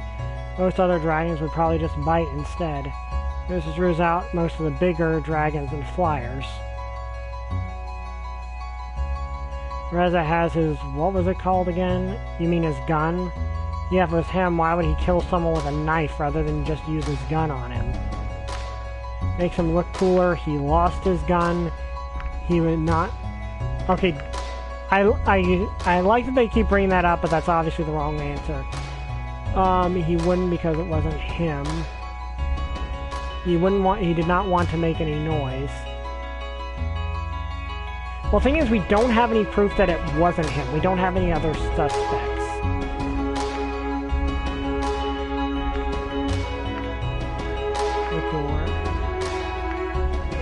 is Reza the type that wouldn't want to make any noise? Let's go with he lost his gun. That is possible. We already searched the perimeter and didn't find anything. Okay, I'm gonna go with this one. He did not want to make any noise. After all, he ran away from Maverick, trying to hide from the police. Besides, a gunshot would have easily given away his position and alerted others in the area. Right, that could be a good reason. By the way, which one do you think is the lethal one? The ones on those wings aren't bleeding enough to be lethal. The one in his chest is bleeding pretty badly, but not enough to, like, bleed out this quick, like that. Like, the one on his neck's the one with the biggest puddle of blood under it. I think it was the one on his neck. That's right, if all the blood wasn't a giveaway, this is a stab wound, categorized by a rather small footprint. You can tell it's the deepest one. Oh yeah, I actually did not notice that. That is a stab wound. Huh. Very obvious, this must have done tremendous damage. What else do you see? There's a lot of blood. Okay, he died here. Obviously it's blood. He was dragged here after he died. I get the feeling that the ones that are completely about not that is just the character trying to convince himself it's otherwise. There's no drag location though. There's no like drag marks. He died here, else there would be a trail we could follow. The splatters all suggest this is where they fought. That's true. Fortunately, it doesn't help with determining who the perpetrator is. Objection. Excuse me? Sorry, I just always wanted to say that. Go on, please. What about the blood on his muzzle? You tell me. Okay, obviously he's not a vampire. He bit his tongue during the fight is definitely a possibility.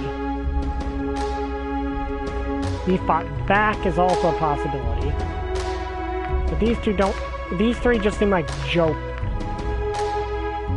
Okay, so let's go with this. That is actually a very real possibility. We probably would be seeing more blood if that were the case, though. Okay, then let's go with he fought back. Might be the perpetrator's blood. Yes, that is true. I expect revenge is all he took a sample of it. Actually help us determine who the perpetrator is. Okay, so that actually does bring up the question of... That actually does bring up a detail, because we know that Reza did not let Anna take his blood. We know Anna has our blood, but Reza would be the only person in this area who they wouldn't have a DNA sample from. When you think about it.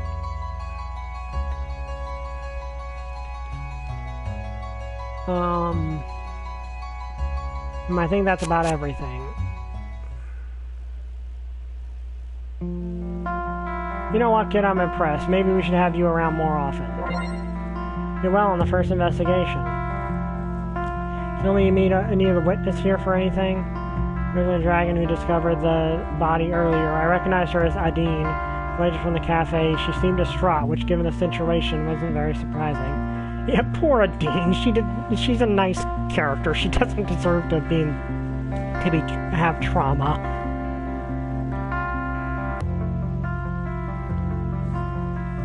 I don't think so. Take her to the apartment, get her statement written up, and that should be that.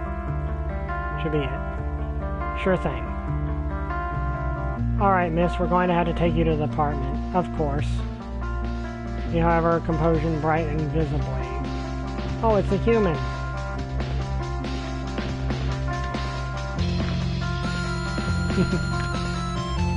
Oh, I'm a human. I call you by name, but you never actually told me. It's Dove. What are you even doing here? Do you work for the police now? Looks like it. Maybe I should be calling you officer then. I don't think I'm quite there yet. By the way, I didn't know you also did deliveries. I do a little bit of everything, really. That's nice. I love my scrambled eggs yesterday. If you like it so much, why don't you take our number? We can deliver something to you next time if you don't want to come in. Thanks. Sorry, I guess we should get going. Bye. What do we do now? I suppose we'll head off too, unless... Oh no. What is it? A violent homicide, and of course nobody from the department tells me. I have to find out from a neighbor who'd wanted to ask me about it. Good thing rumors travel fast, huh? Of course nobody told you. You're on sick leave. Mandatory sick leave, I might add. I'm not in here in any official capacity, you see. I was merely enjoying a curative walk in the fresh air and happened to come across you by accident. What do you want? I don't want anything. I just find it interesting no one tells me about it, but the prime suspect's buddy can mess with the investigation. I see how it is. I know what you're thinking, but don't jump to conclusions. I don't need to jump to conclusions. I think the dead body we found says it all. Really have an attitude problem, you know. If you weren't on sick leave, you'd be suspended right now for attacking Dove yesterday. Yeah, what kind of repercussions this could have on us?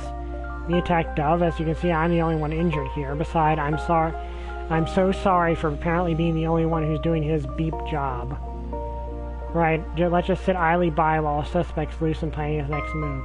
You know, whatever it was Reza was talking about, he was going to tell me just before you showed up yesterday. I don't need to hear you, of all people, belittling about this. What's your problem? If anything, I just want to find him. I want to find him just as much as you do. Don't compare yourself to me, and your words mean nothing. Enough, you shouldn't even be here, so you better go now and get some rest before I have to take disciplinary action. Fine, but when we find him, you'll see I was right. I'll prove it myself. If I had to prove it myself, so be it. Can he even do this, his own investigation like that? As long as he doesn't interfere with him, we can't really stop him from doing things in his own free time. I see. I expect you won't adhere to the standards of performing non-biased investigation, though.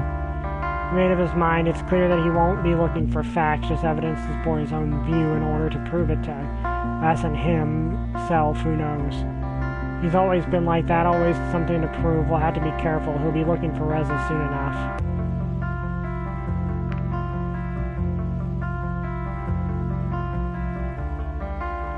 To be fair, I might if I was shot.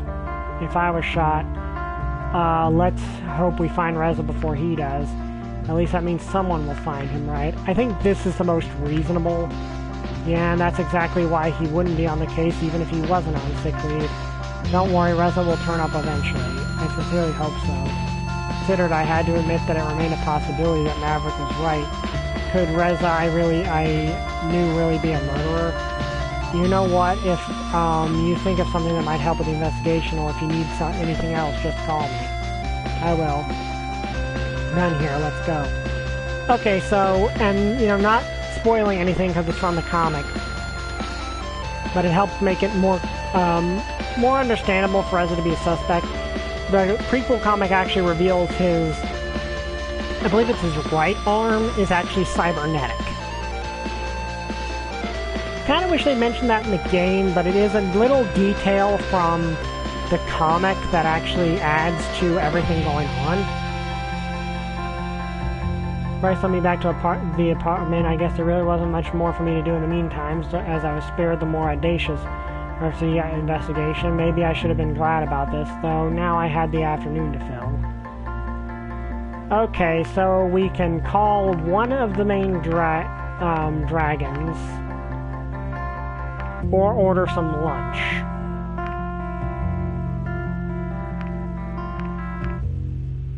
Thing is, we're trying to do a neutral playthrough here. So I don't want to go too far down any one person's pathway.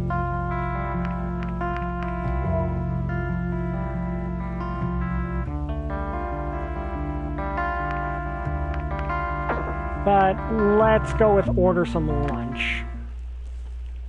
Because that seems the most logical thing to do. Remember that Adine had told me that the cafe did deliveries as well, not having anything better to do. I figured I should try it out. I made my order with a quick phone call, and it wasn't long before the doorbell rang. Well, that was quick. Just so happened that Adine herself stood in the doorway, dripping wet with damp containers in her grip.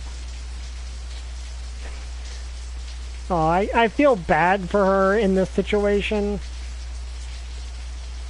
Oh, it's you again.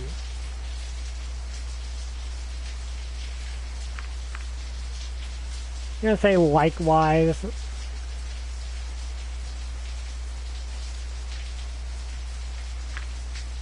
Shouldn't come as a surprise considering you knew I deliver for the cafe. Here's your order. Sorry, it got a bit wet, but it should still be okay.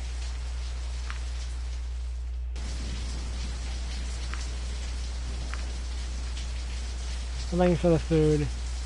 Let's be nice. Obviously, you're soaked. Why don't you come in? Thanks. I was about to ask you if I could stay for a while. This was actually my last delivery for the day, and I live on the other side of town. Of course, I couldn't let you fly back when it's this ugly outside. Feel right at home. I better eat this before it gets cold. One thing I like about this game, and you'll see that, is I remember that a lot of times just being a kind person is the right answer, which I like. Feel right at home. Feel right at home. I better eat this before it gets cold. Down at the table and started eating my food while Dean decided to take a seat opposite myself. You like it? Yeah, it's actually quite good. Do you have something similar where you come from? We do. As a matter of fact, it's almost scarily close to how close it is to what we have back home. Maybe we just share similar tastes. With maybe there's more to it than that, because I think at this time the character would kind of be suspecting there's something else going on here. What do you mean? Well, don't you trace your origins back to humans in some way? I know what kind of reputation we have in your culture. That is true. Let me ask you this. Where do you think the portal you found came from? Who built it? Humans did, of course. Exactly. If you believe humans had something to do with an artifact created who knows how many years ago, it wouldn't be a stretch to think they could also have influenced you in other ways. Even something as simple as a dish? I like that idea. So what do you do when you aren't working at the restaurant? Do you have a family? Well, most of the time I take care of my kids. Oh nice, how many children do you have? Really my children per se, I just take care of them.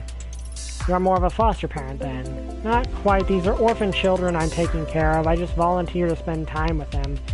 So I'm really more of a babysitter and teacher all in one. I can't really take them in and care for them 24/7 like a proper parent would. I'd love to, but I work far too much to be a single parent.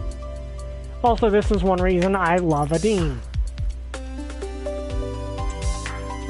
With the amount of time I spend at the restaurant, I don't think the kids would be any better off, so I just help out wherever I can. That's very nice of you. Thanks, these kids already didn't get a very good hand in life. I just thought that if I can make even a small difference for them, it'd be worth it. I see. What about hobbies? Do you have any? Can I ask a question for a change?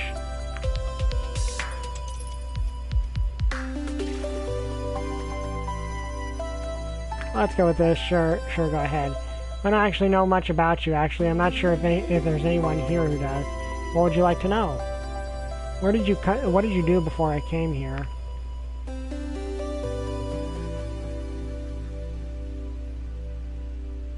Avoid the question by making a bad pun. That's classified. Let's go with... Do I want to make the bad pun? Yeah, let's make the bad pun. None. None, what do you mean? I mean, it's none of your business. Okay. I suppose it's my turn again, so tell me about your hobbies. What I enjoy most is probably flying. Just flying? Well, not just flying. I do acrobatics or stunt flying. I've been doing that on and off for a couple years now. Most qualified delivery flyer in history. That's cool, but also a pretty useless hobby. I'm not going to be mean. What's that? Let's go with this. Actually, that might not be so far from the truth. I'm actually hoping to be a part of a competition in some time.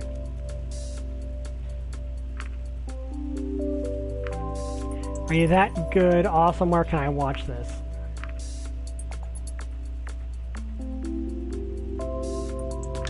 Let's go with this. That's what I'm trying to find out. Okay, since it's my turn again, well, this might be an unusual question, but When they said it was a human that would be coming here, I expected something a little different. Yeah, let's go with I know, because we know what humans are, what their culture says humans are like. I know, Romy told me about some of the commonly held beliefs here.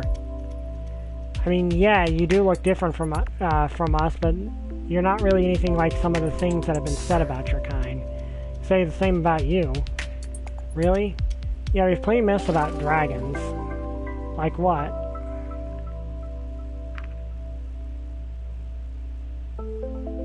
There are too many to list.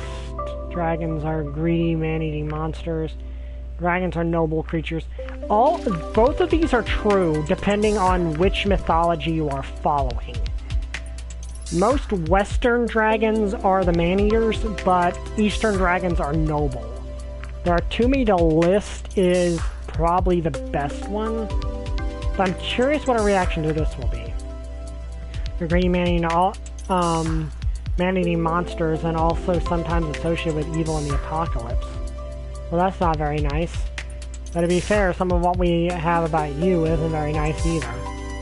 Phew, good to know you aren't vicious monsters then. Oh, we can be vicious if we want to be, we just usually know better. Well, no matter what you might think about humans, I can assure you that I am in no way special or supernatural. I disagree with you on that. Why? You say you aren't special, but just the fact you're here with us right now is quite special to me and many others. Just try to see it the other way around. You know, you have a good point. What were you thinking when you first heard about us?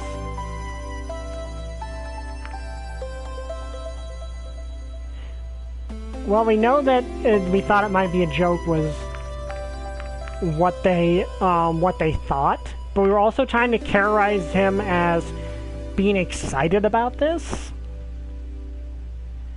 So let's go with that. I thought making a discovery like this was just awesome. Many people would love to have an opportunity I had by coming here. See, it's not so one-sided after all, so don't be surprised if some of us feel the same way. Not just a discovery of you dragons, we found a portal to an entirely different world. We still haven't figured that one out.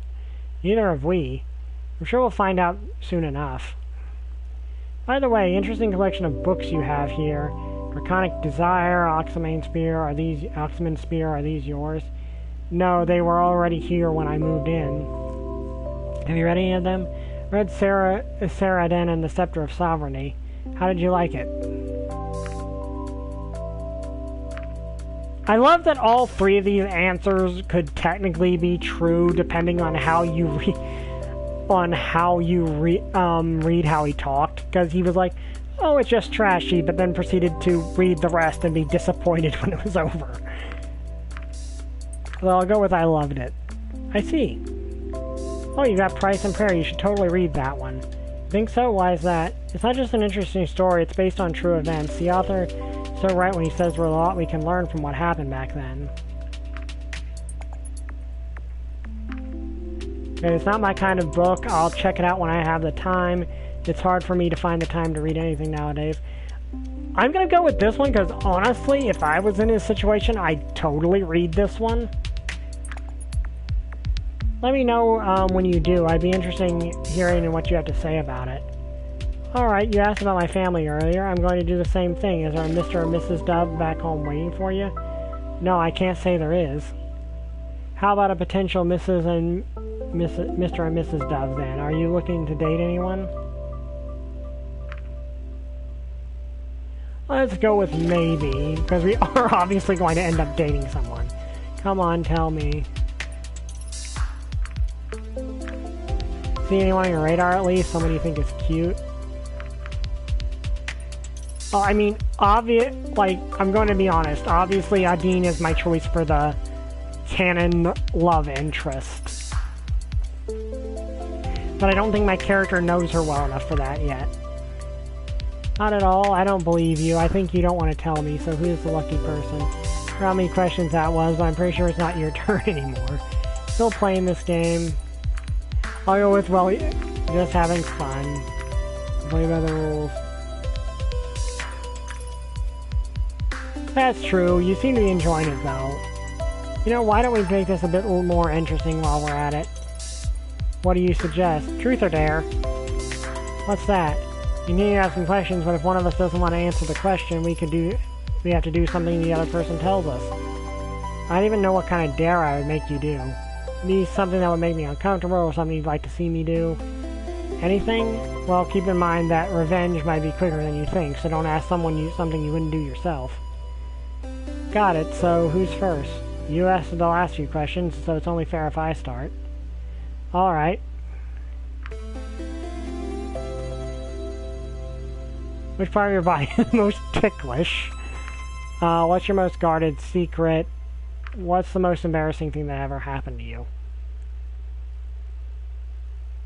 Let's just go with the top one, just for fun.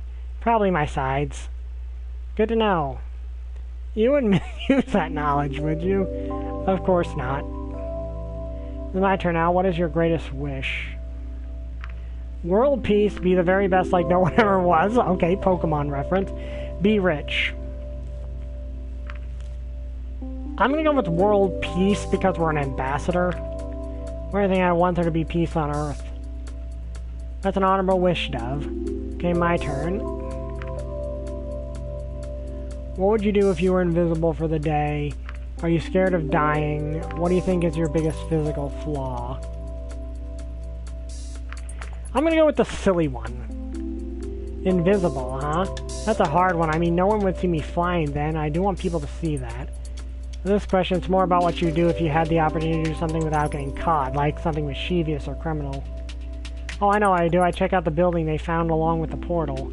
What building? Didn't you hear about it? They found a whole building along with the portal. It's actually underground, and they have a heavily guarded while a team of archaeologists works on it. I think it might contain many secrets and answers about where the portal came from and where it came from. Yeah, I think I'd like to check that out as well. If you knew the world was about to end, what would you do? Enjoy life to the fullest until the last moment. Say my last goodbyes and hope for the best.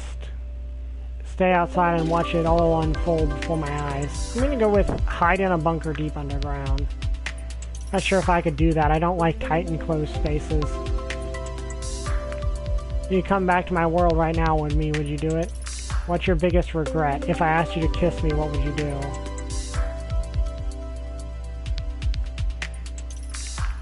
Let's go with this. That's a very difficult question, you know? Of course, I'd love to visit, maybe some sort of vacation, but if you're talking about permanently, I'm not sure I could just pack up and leave everything behind just like that. Alright, from those you've met here, who you fancy the most? I'll take a dare for this one. Oh, finally. What am I gonna have you do? Whatever you like. No, honestly, I have no idea. Take your time. Let me think for a minute. Looks like it's getting late. Wait, what time is it? Oops, seems I've been here longer than I thought. I probably should be going now. Seems like the rain has stopped too. Yeah, that's great. You know, if you want me to come again, you don't have to order anything to do it. Here's my private number. I'll keep that in mind, thanks. Bye. Yeah, I just think those two have chemistry. Like, I'm gonna be honest just ahead of the time. Adin's the one that I have as I believe is the canon. I see as the canon love interest.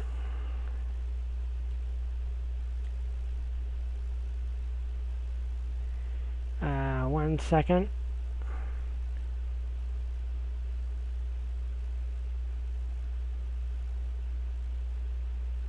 Okay. So that's where we're going to end this. I hope you actually enjoy it. Because this is actually a fun game, and I really hope you guys like it as much as I do. So, if you'd like this, like, comment, subscribe. See you guys next time, and thank you, XX. Bye! I still don't have a catchphrase.